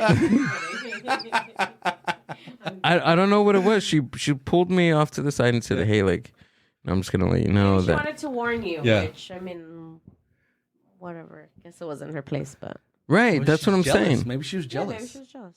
Yeah. But that was just weird. Just Not enough GILL to go around. And I was just like, whoa, like, and like So were you feeling her? If you're flirting back, you're kind of putting out those vibes. I was just doing it just because she was flirting. It wasn't just. So if someone flirts with you, you're just gonna flirt back? Not now. I will shut this down. 3, 2, 1. Thank you, everybody, for listening to the Mind Buzz. That was a great show. Look at this guy. Man. First, he wants me to sing on the podcast. He wants me to do karaoke. Remember, Jeez. we need 100 likes. We need 100 likes for us to do that. Oh shit, man. No, but it's just terrible. I'm terrible at that, and maybe it's a good thing because maybe it's a good thing. I think it's a good thing because I don't see people like that. But then also, like, I don't know. Like, is that bad? What do you think? That I'm terrible at that? No, I mean, we don't want to be walking around being like, are you gay? Are you gay? Yeah. Are you gay? Are you gay? Like, it's none of our business. I should have like a questionnaire. Excuse me. That should be on the. Is that illegal? On the No, resume? I'm thinking not on a resume, but I'm thinking like for like a podcast thing. No. Have like you're a box. Like, are you? What's your sexual preference? No. Yeah. No, I don't know. so I don't see it as a bad thing, I guess. I'm bad at it though, huh? Yeah, you're really bad at it. Remember that last time we were doing On Our Way? We were doing On Our Way and we were leaving. We were leaving like a parking lot, and I was like, there's like these. There was a guy and a woman outside, and then like somebody in the car. They were smoking weed, and we're like, I'm like, yeah, and they're laughing at us, and they're like, yeah, like giving us props because we were because we had our mics. Microphones on. We had our mics, and I'm like, oh, look at that guy, he's cool, huh? And then she looks at me, she was like, that was a girl. And I'm like, I don't care. They like our podcast. Okay, It doesn't matter. So do you guys go to gay bars? Like, No, we were just leaving out the parking lot. No, but I'm saying like, I know we were talking about New Wave, and there's that gay bar that's next to New Wave. I had no clue. Yeah. Oh no, Yeah. I She knows all the gay bars. I do. I don't. I'm okay. Yeah, because my wife and I went to New Orleans. New Orleans is fucking cool, dude. Have you ever? It's really cool. Yeah. Yeah, if you ever get a chance, Bourbon Street's really cool. The first like 10 minutes that my wife and I were there, I got my shoes, I got my boots shined. I got my boots shined, and I saw some guy puke like probably about another 10 steps ahead. But literally, the boot shining was not something that I wanted.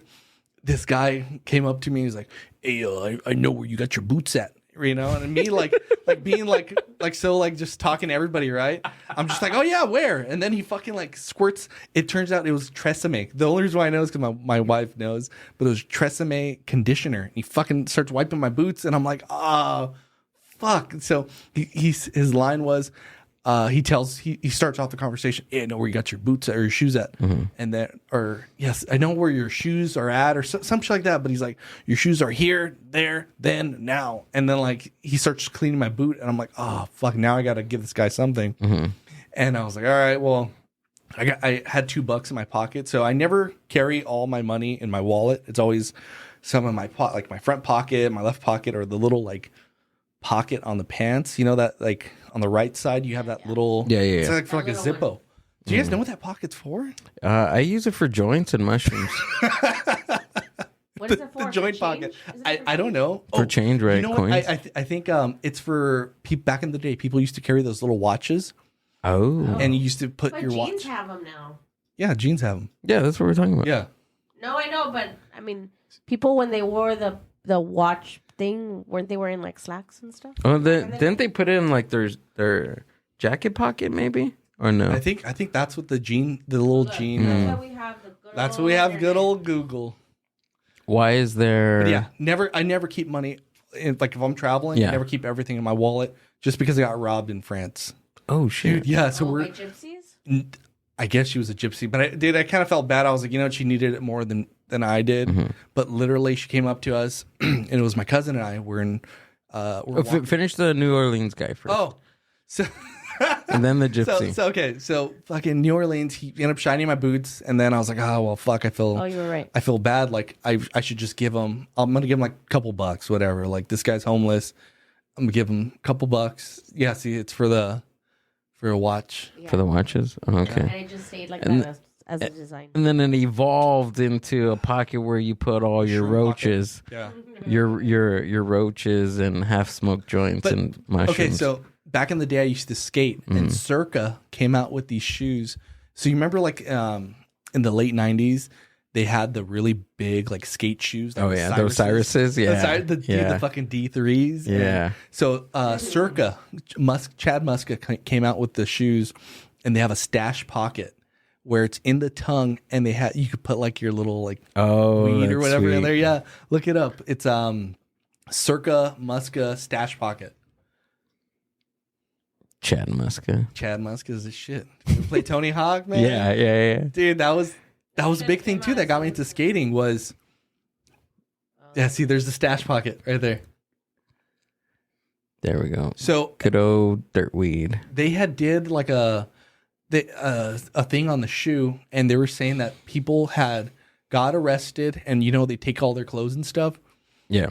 When they gave it back to them, they didn't bother to check their shoes. Oh, that's awesome. They didn't know they had a pocket, so they got their weed stash back. That's cool. But yeah, that's Chad Muska. Those shoes were so ugly. They were awesome. That was the shit back in the day. No, back then. But I got to bring them back. Didn't you say you had some, Gil? I did have some. I had the D3s. The D3s are the shit. Yeah. Yeah, I saw those at the swap meet the other day. Yeah? Yeah. They're still selling? Yeah, I think they're bootlegs. Yeah? Yeah. I remember I wanted them so bad, and eventually I got them. But I remember I wanted them so bad, and my mom, she bought some from Payless. Yeah.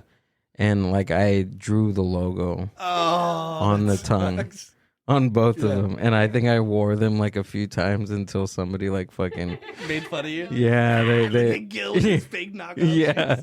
Oh, that'd probably be me. I was a kid. And then like you suck. No, and then I eventually got him, but I was like, damn, like I can't believe I did. Like thinking now, like can't believe I did that. Like I wanted it to be so real that I drew the logo on the tongue. Yeah. What about Janko jeans? Did you ever rock Janko jeans? I rocked Janko overalls one time. I didn't know Janko's made overalls. I think it was overalls. Maybe it was like the knockoff brands. Yeah. Maybe I bought those from I bought those from like Fubu and wrote the Janko jean logo on them. Yes. Oh, fucking Janko jeans, dude! They're just huge. I want to hear the guy from. So New Orleans. Yes. Back to look at the fucking Janko. Did you ever have soaps? No, I had solo jeans though. Remember solo jeans? Those were the cholo version of jeans. Nah, dude. So look up solo jeans. You don't remember soaps? They were like they looked They're like shoes, a skating right? shoe, but they had like a plastic thing that you could grind on benches with. Yeah, like they did have. Oh, they had. Yeah. Yeah, I had some. Oh, that's fucking cool. Yeah. Do people still wear overalls? Yeah. Yeah. Do men wear overalls? Farmers. I've seen a couple. You're in farm town. Yeah. Overalls are weird though. Sometimes. They're like I don't know. I like them, but when you gotta go to the restroom, you're Solo. sitting there, Look up solo jeans. Come on, you don't know solo jeans? I don't know solo jeans. Seymour? No. There we go. No, yeah. Used to crease them. Yeah. There we go. I used to rock those with some Osiris's. Some Osiris's, yeah. Yeah. I can almost feel how crispy these are. And Dickies. Yeah, Dickies were a big thing. Yeah. So I used to wear those with some Osiris's. Yeah. Oh yeah, you're right. But yeah, I feel like 90s fashion's totally making a comeback around. Do you see that now? I see that a lot. No, it's like. It is. It's like full in effect. Yeah. But that happens every time because within our generation there was things that were recycled From the 80s. Well, I mean, like, yeah, like. because we're probably around the same age. Do you remember like Scene Kids? Mm-hmm. Yeah. Scene Kids remind me of like Metalhead, like, or not Metalhead, like glam metal. Okay. The hair and stuff. Yeah, like the pineapple hair. Mhm. Yeah, that was a big thing. That really fade out. Even like the studded belts and all that, that's all from the 80s. Yeah. Everything that, like, there's a lot. And what's crazy is like the whole Scene Kid, a lot of people thought they were just emo kids. Nobody knew they were like Scene Kids. There was, the two different separate. Yeah, they were different. Yeah. Going to dance parties. See, like. Oh, yeah. High school, it was like dance parties. Right. And then you'd have like the cholos, and then somehow like punks would be there. Like, it was cool. See, I remember that. pineapple Yeah. hair, like, I always wanted to be seen, and my mom never let me. Yeah. so did you do the whole bang thing? I did. I had my bangs. Yeah, but I was In your more- MySpace days? Well, okay, so on your MySpace page, what was your song? Do you remember it? Oh shoot! I had like a '50s like doo-wop song. I was more into like rockabilly and things like that. Oh. Yeah, I always had. But you had the scene hair. We were just talking about our MySpace username. Do you remember, Gil? Mine was Gillbilly. Mine was Bel Air Dame. Bel Air Dame? Yeah, I liked Bel Air's, the car. Oh. Yeah, mine hasn't changed in like 10 years. 15 Yeah, 15 years my handle is still the same. I think Only I added a so delic. if you look up your MySpace page, would it come up? Look it up. I hope so. Let's see, MySpace? I hope it does. Yes. So it's your username? Gillbilly. Better not see something I don't want to see. No. Maybe the song I wrote is on there too, because I had that for Gillbilly. Just put on MySpace. So what got you into rockabilly? Funny story. Whoa, that is not me. Just kidding. Yeah. Amber, I used to be a woman. I know. Trans man. One. It says Hillbilly. No, Gillbilly MySpace. Search on. One day I wore Chucks. Uh-huh. And I cuffed my jeans because I was short. Yeah. Like, and Your didn't solos. Yeah, my solos. I didn't know anything about any rockabilly or anything. I just rocked, Black Sabbath. This was what? Kiss. This was middle school? Middle school, I think around like 6th, 7th grade. And it was freshman. I was a freshman in high school. And then this punk kid that, I used to see around school, like he was like, "Hey, you like rockabilly?" And I was like, sure. Like I didn't know what he was saying, but I wanted to be cool because the only punk kid in our entire school was talking to me, and I thought that was cool. Yeah. I was like, yeah, sure. He was like, oh, you like the Stray Cats and Necromantics and Tiger Army and all that. And I'm like, Mad Sin. I was like, yeah, dude, like all that stuff's cool. Not knowing what the fuck he was talking about.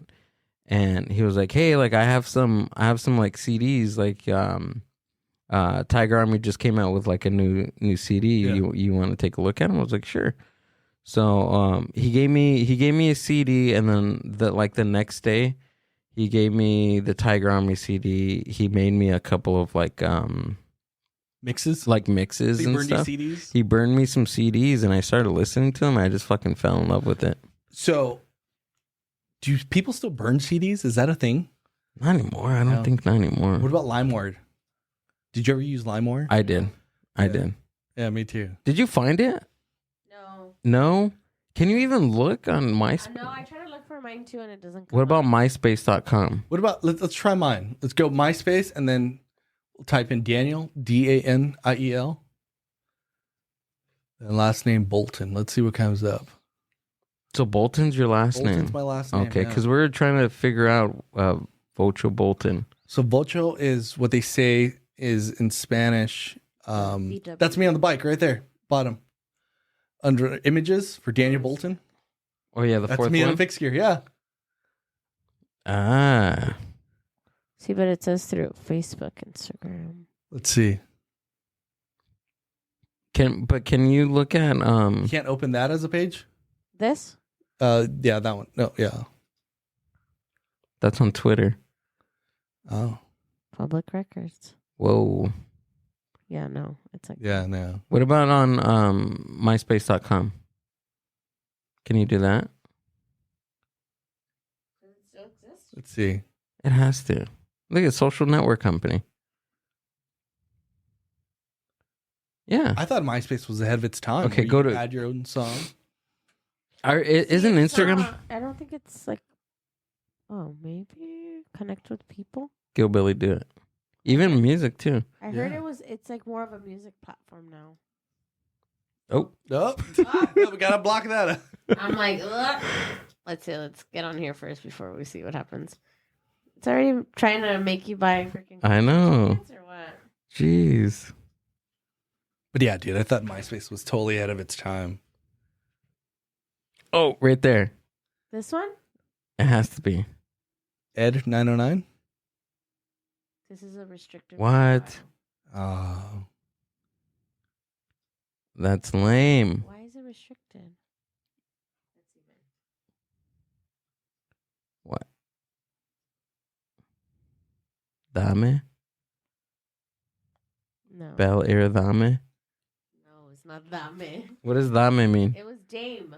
What does Dame mean? Dame means give me, but Give that's me. not what it was. Yeah, dude. Give me Bel Air? That's not what it is. A dame. You don't know what a dame is from like the 50s, like a woman. Woman. Mm-mm. But now you're assuming it. Now you're assuming No, the you're gender. assuming well, it was my gender, so. Dang. Yeah, You were okay. ahead of your time with No, I heard Instagram's gonna put music back or something like that on profiles. I heard that too. Yeah. But yeah, that's me on the bike. Dang. We can't even see. See what I mean? MySpace? Like there's no helmet, no fucking cycling shorts. Like Yeah. literally jeans, bands, and a shirt and a baseball hat.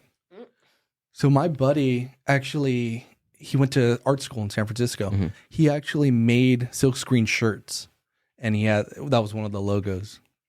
Which is super You cool. on Yeah. on the bike? Yeah, me on the bike. He like made a silkscreen shirt and gave us all shirts because he went to art school in Oh. San Francisco. Huh? Oh yeah. Go right ahead. Okay, so rockabilly. You got into rockabilly, Yeah.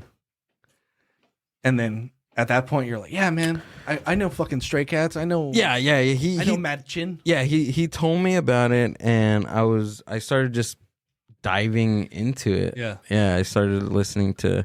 He gave me like the Stray Cats like self-titled first album CD, and I was listening to that. He gave me a Reverend Horton Heat CD, or he burned me the CD.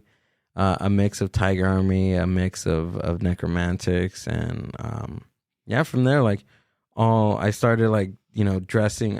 I dressed more rockabilly like throughout that whole time, and then like I remember the last couple of days, the last week of school, I started like wearing the patches as a psychobilly. Did you have a vest? I had a Dickies. Mm-hmm. I had a Dickies jacket as a rockabilly. Like the mechanic jacket, I had as a rockabilly.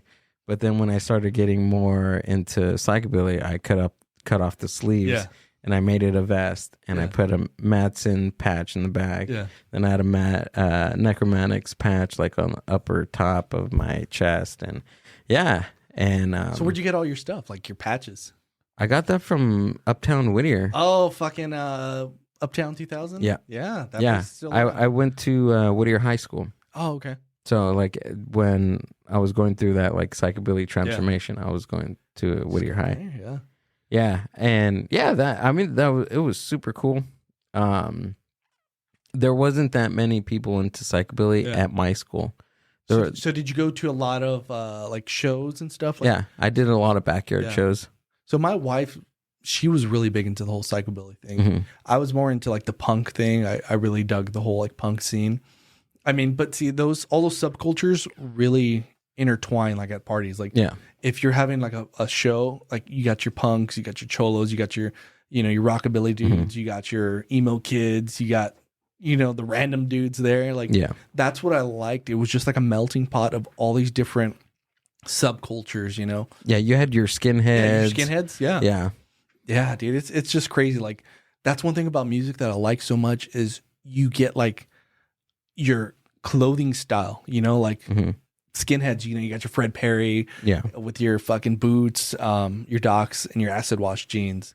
And then like it's crazy, you got like your racist skinheads, and then you got your like sharp skinheads, like skinheads against like racial, it's just so crazy. And then you got your punks, and you got, your rockabilly dudes, and then you got your emo kids, and then you got your rockers, like it's just so cool there that how music brings a style to everything. Yeah, that whole subculture thing is just wild. And then we were just talking about this too on the last one with Danny Ramos. Yeah, a friend of mine. You don't see that anymore. Like maybe we're just so old that we don't see that anymore, but you don't. Like there's no punk kids. There's none of that anymore. Yeah, I feel like. What is your take on it, dude? Ever since Hot Topic kind of stopped being cool and started selling like anime shit, the punk thing kind of died out. Like you don't really see kids wearing like band shirts anymore. At least I don't. I guess maybe because we're not in high school, so we don't see it as much. Right, it could be that. Or college. Yeah, but now like I feel like everything's just so bland. True.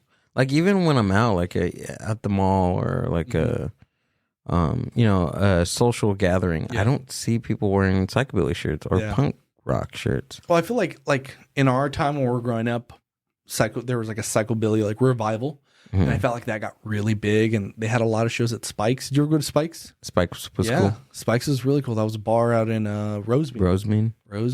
It's not there anymore. It's not. So then there was that group, that Rumble Rats or Rumble Cats, that were always there. That was a cool little venue. I was part of, we had like a little social club called the Rebels. Yeah? Yeah. There was also another group in Whittier called the Uptown Psychos. Did you guys have like dance battles? No, we were like, really good friends. Actually, we're really good friends. And then we also had like this thing where we both like merged like social clubs and stuff. Oh, that's fucking cool. So did you guys put on shows and stuff? The Uptown Psychos were actually, they were like a social group before, and they became a band, a really great indie psychobilly band in Whittier. Yeah. You know, at that time. And they play, I think they're still playing shows, actually. They're really cool. That's cool. Yeah, they have like a different singer now, Roman, the drummer. They do all rockabilly. They do psychobilly. Oh, psychobilly. Yeah, and then originally their psychobilly sound was like similar to like Oscar the Ellipticos with like that grungier voice. Yeah. And even with psychobilly too, like you get so many genres of psychobilly, like there's like neo psychobilly, and then you have your really grunge psychobilly, and then you have your horror psychobilly where it's just, you know, fucking in the graveyard and being dark and gothic and stuff. Necromantic zombie ghost train kind of thing. Yeah. Yeah. Exactly. Yeah. That's super cool, dude. Yeah, I mean it's the same. That's the same way with punk. I mean it's the same you way. Crust punks and you got speed metal punks. I don't know. It's all the same shit, right? What is Soft Kill, by the way? I've seen that. So this is a band. I saw them at Cruel Fest, and they're I guess you could say like a dark wave indie kind of band. They're really, really good. So I saw them at Cruel Fest, but there's kind of like a new emerging kind of dark wave that's kind of coming up. And like now? Like now. Oh, okay. And so Soft Kill's one of them. They're really good live. I was actually just listening to them on the way here, but yeah, they're really good. They're up and coming. There's a lot of up and coming like dark wave that take a lot of like like sound from like the 80s, which I like. I like more like the dark wave stuff.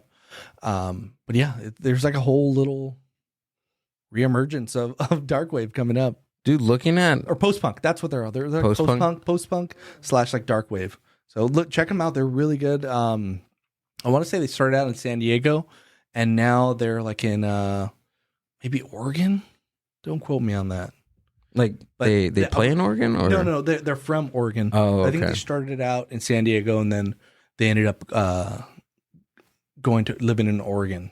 But they're really, really good. If you ever get a chance to check them out. Pretty Face is a good one. Totally drawing a blank on them. Are they on your bike list? They are actually on my like dark wave playlist. Dang. They're on my dark wave playlist, like French Police. Damn, I'm drawing a blank on all these fucking bands. Damn. Moreau's another one. But there's this whole like little emergence of these bands coming up. Did you drink any of my water? I hope not, because you're forgetting stuff. So I did, yeah. I don't know. Put it in my little fancy cup right here. Warning: don't drink the water at my place. Yeah. I brought my fancy cup. You start to forget stuff. Oh, there it is. Finally, we brought it. Daniel. No, come on. This was too fast. What are you doing? No. You're going to come back for the karaoke episode. I don't know. She said I got blacklisted, so... No, you're good. But wait, I never said my story about the New Orleans. Oh, okay. God there we damn go. One more story. All right, I guess you don't want me. No. It's getting late. I want to hear the gypsy. thing. No, that's Paris. Story. That's Paris. That's Oh. France.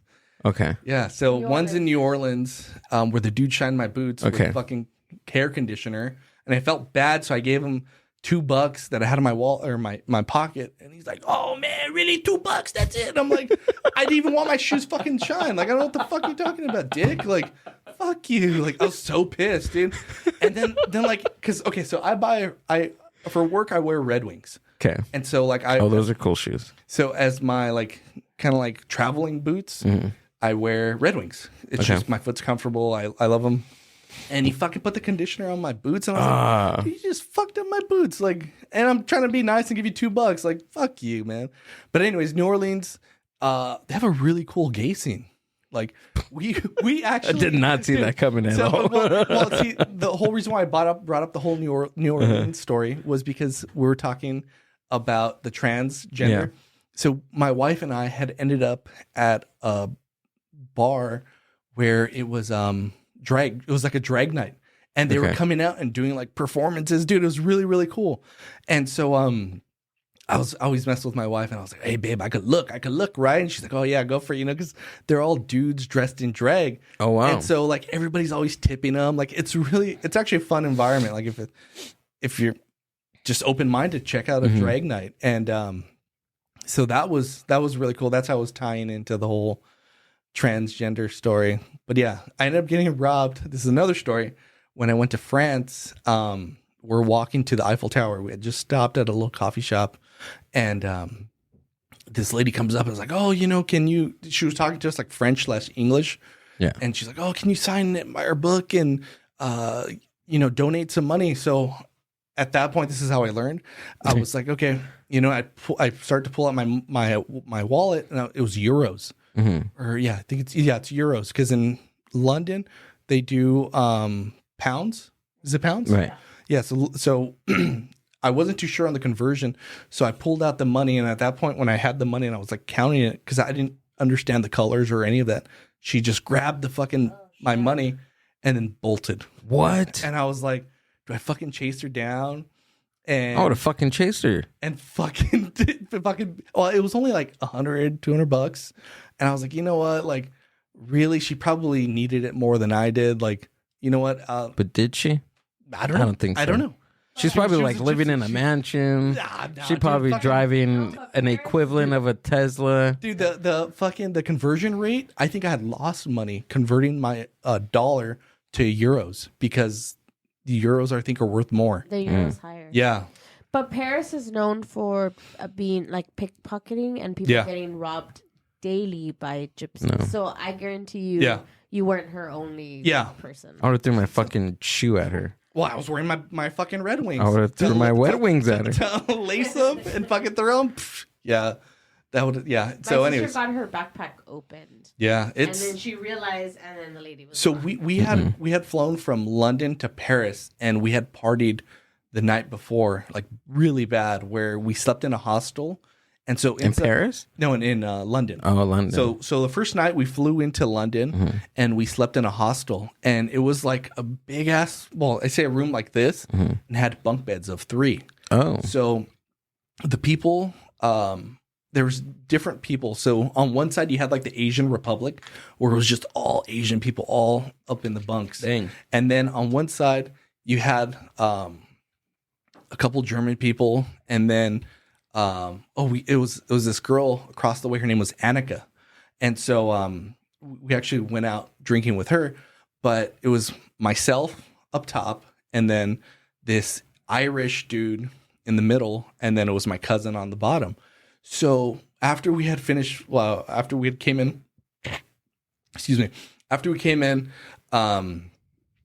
we went out drinking and we ended up at this bar, and we ended up making friends with these people who were having their Christmas party. So they gave us wristbands, and it was all you can drink there at that bar if you had a wristband. So you're kind of like a part of their Christmas party. Oh, okay. And so we started bullshitting with them, and he's like, "Oh, you Americans, you like Jack and Coke?" And at that time, I was like, "Yeah, dude, whatever. Like, I don't give a shit. I'm not picky. If it's free, it's for me. Like, fuck it. Like, I'm in another country." And I didn't realize that Jack is an imported thing. And here in the States, it's like, oh, Jack, Jack and Coke, whatever, right? Yeah. And so, we're drinking Jack and Coke, pounding, and we get, because over there the bars close at 3 a.m. So we get out of the bar and we started walking back to our hostel. So when I get drunk, I get like, my eyes get real squinty, and I tend to snipe. So if I look at you with one eye, I'm pretty fucked up. So I'm sniping with one eye, and me and my cousin, we left. And I was like, dude, let's go get some tacos. And so he's like, yeah, fuck yeah, let's go get tacos. Thinking, we're in LA somewhere. Downtown LA, but now we're fucking in London. And so we couldn't find anything that was open except for Subway. They couldn't find tacos, dude. So there was a fucking Subway that was open. So we walk into Subway, we're all fucked up. And the only thing that sounded good was a meatball sandwich. So we fucking ate the meatball sandwich, and we walked back over the London Bridge to get back to our hostel, and we had to catch our flight probably about a couple hours to go to Paris.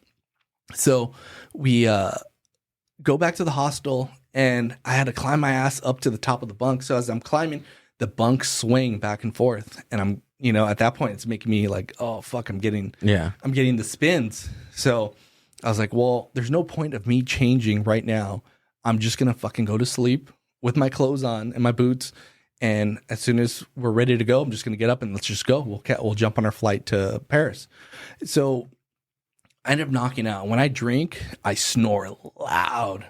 And so in the middle of the night, or the middle of the morning, the dude that was in between me and my cousin on the bunks gets off and starts shaking the bed. He's like, stop bloody snoring. And I roll over and I go, fuck you. And I roll back over. And then I think my alarm just went off. And I was like, oh, fuck, I got to get up now. So we ended up taking an Uber to the airport.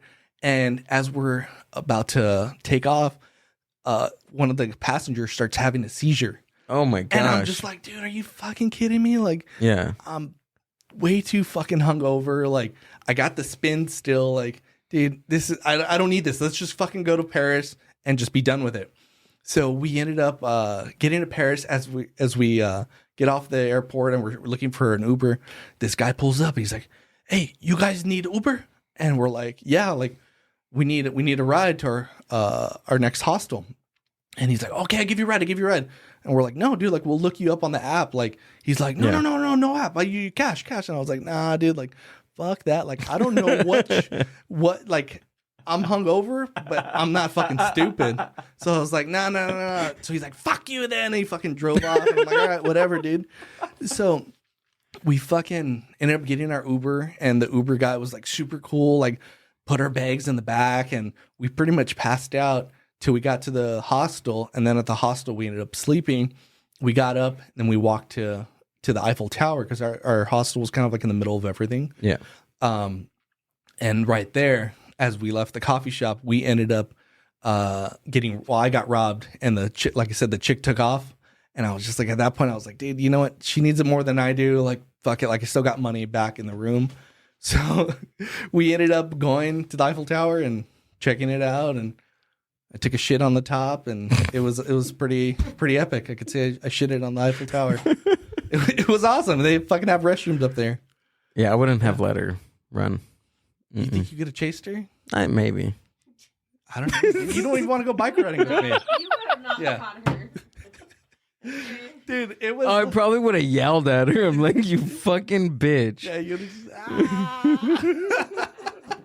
I would have probably like started running, but then like, fuck it. Let it go. She took my pesos away. She took, yeah. Mm-mm. Oh man, so that's how I got robbed. I'm gonna throw my microphone at her. And you guys are doing On Our Way. Yeah, as we're doing On Our Way in fucking France. Fucking gypsy. But yeah, the only thing I regret not doing while I was in Paris was seeing Jim Morrison's gravesite. Oh, I was just talking about that the other day. That was the only thing I wish I would have done that we didn't get to do. Oh man, I was like, fuck. When we were leaving the Notre Dame, where they had like did the Hunchback of Notre Dame fucking cartoon or whatever. Yeah, we had left that church, and we were looking to see where the cemetery was to go see Jim Morrison. That was the only thing I wish we would have done. By the time we looked, it was already closing.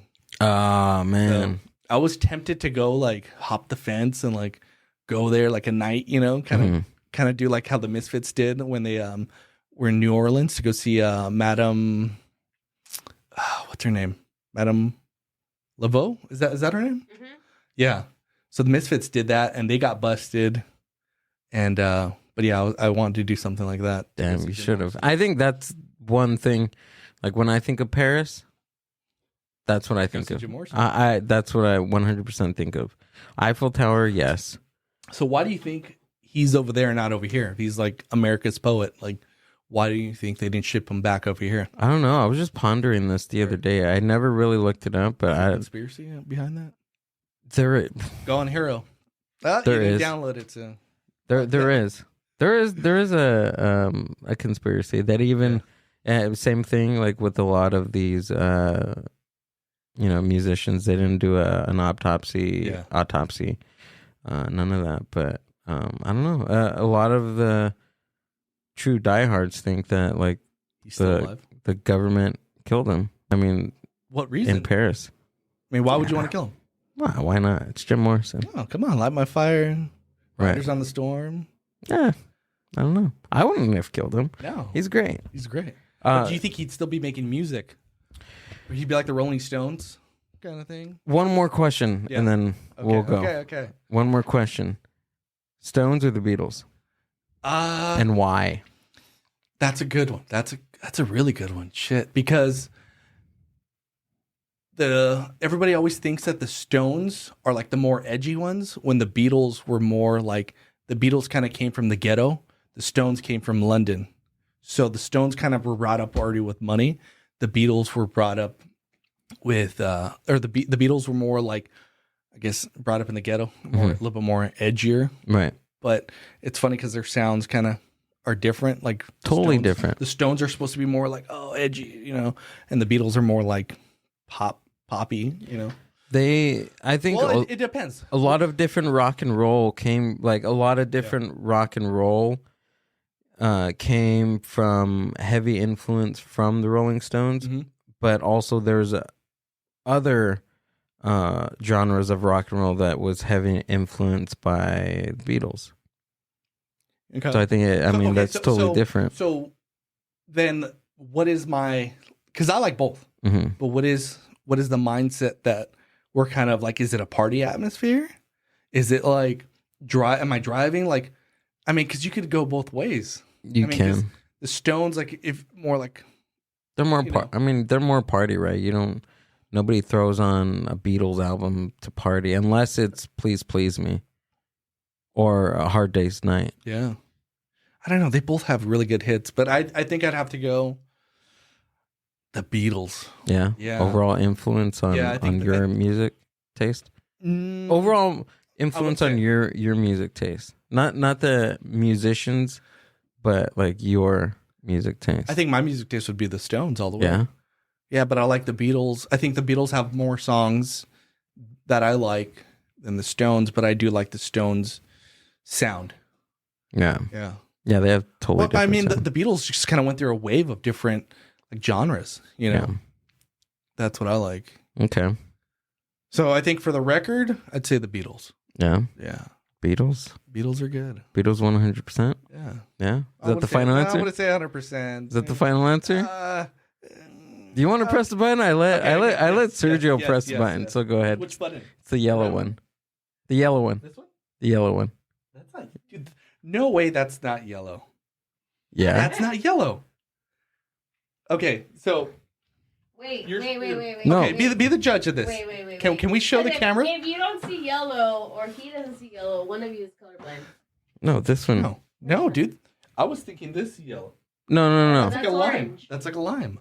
This? That one's like a lime yellow. What? No, it's like yellow. Yeah, I could see yellow. I The say one it's like a under lime. it is green. Yeah, the one under it's green. The green from. But I red was is thinking the- this one. I was gonna push this one. Oh. Yeah. All right. Well, the yellow button's pushed. There you go. Ah, that's it. That's perfect. I like how like when I press it, you're like, oh, that's it.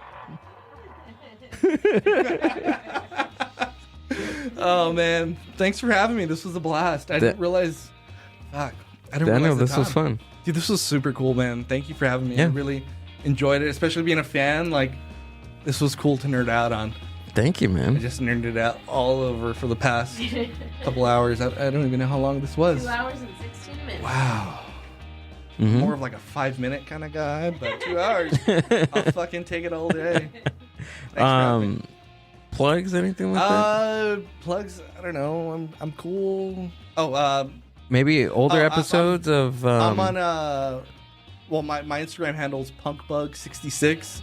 You can go there and see pictures of my kids and my car, and there we are. So, like I said, I don't really like to post things. I like to more do the little stories and add my little taste of music. And also, Songs to Save Your Life podcast with Ranting with Ramos. We haven't done one in a long time. There's a little high school mix right there on the. Oh, it's a high school dance party from the Scene Kid days. There we go. But yeah, definitely check out those episodes. Good music. Ramos is a super cool dude, down to earth. Go out and check him out. Ranting with Ramos. Also, No Father, No Problem. Please come back. I miss your episodes. And yeah, check it out. Cool. Thanks for having me on. Looking forward to the 100 likes. Yeah, I'm excited about that, and I'm excited on what song I'm gonna sing. I'm gonna do it. I'll do it. Let's do it. Go like and follow and subscribe. People, you're watching on YouTube. Yeah. Subscribe, please. The Mind Buzz Podcast. Booyah! That's another one. Bye-bye, everyone. That was so much fun. Thanks for listening to the Mind Buzz podcast. Subscribe to the Mind Buzz YouTube channel and watch full podcast episodes. Keep up with the hosts, guests, and upcoming events by following the Mind Buzz on Instagram @the Mind Buzz. See you on the next one.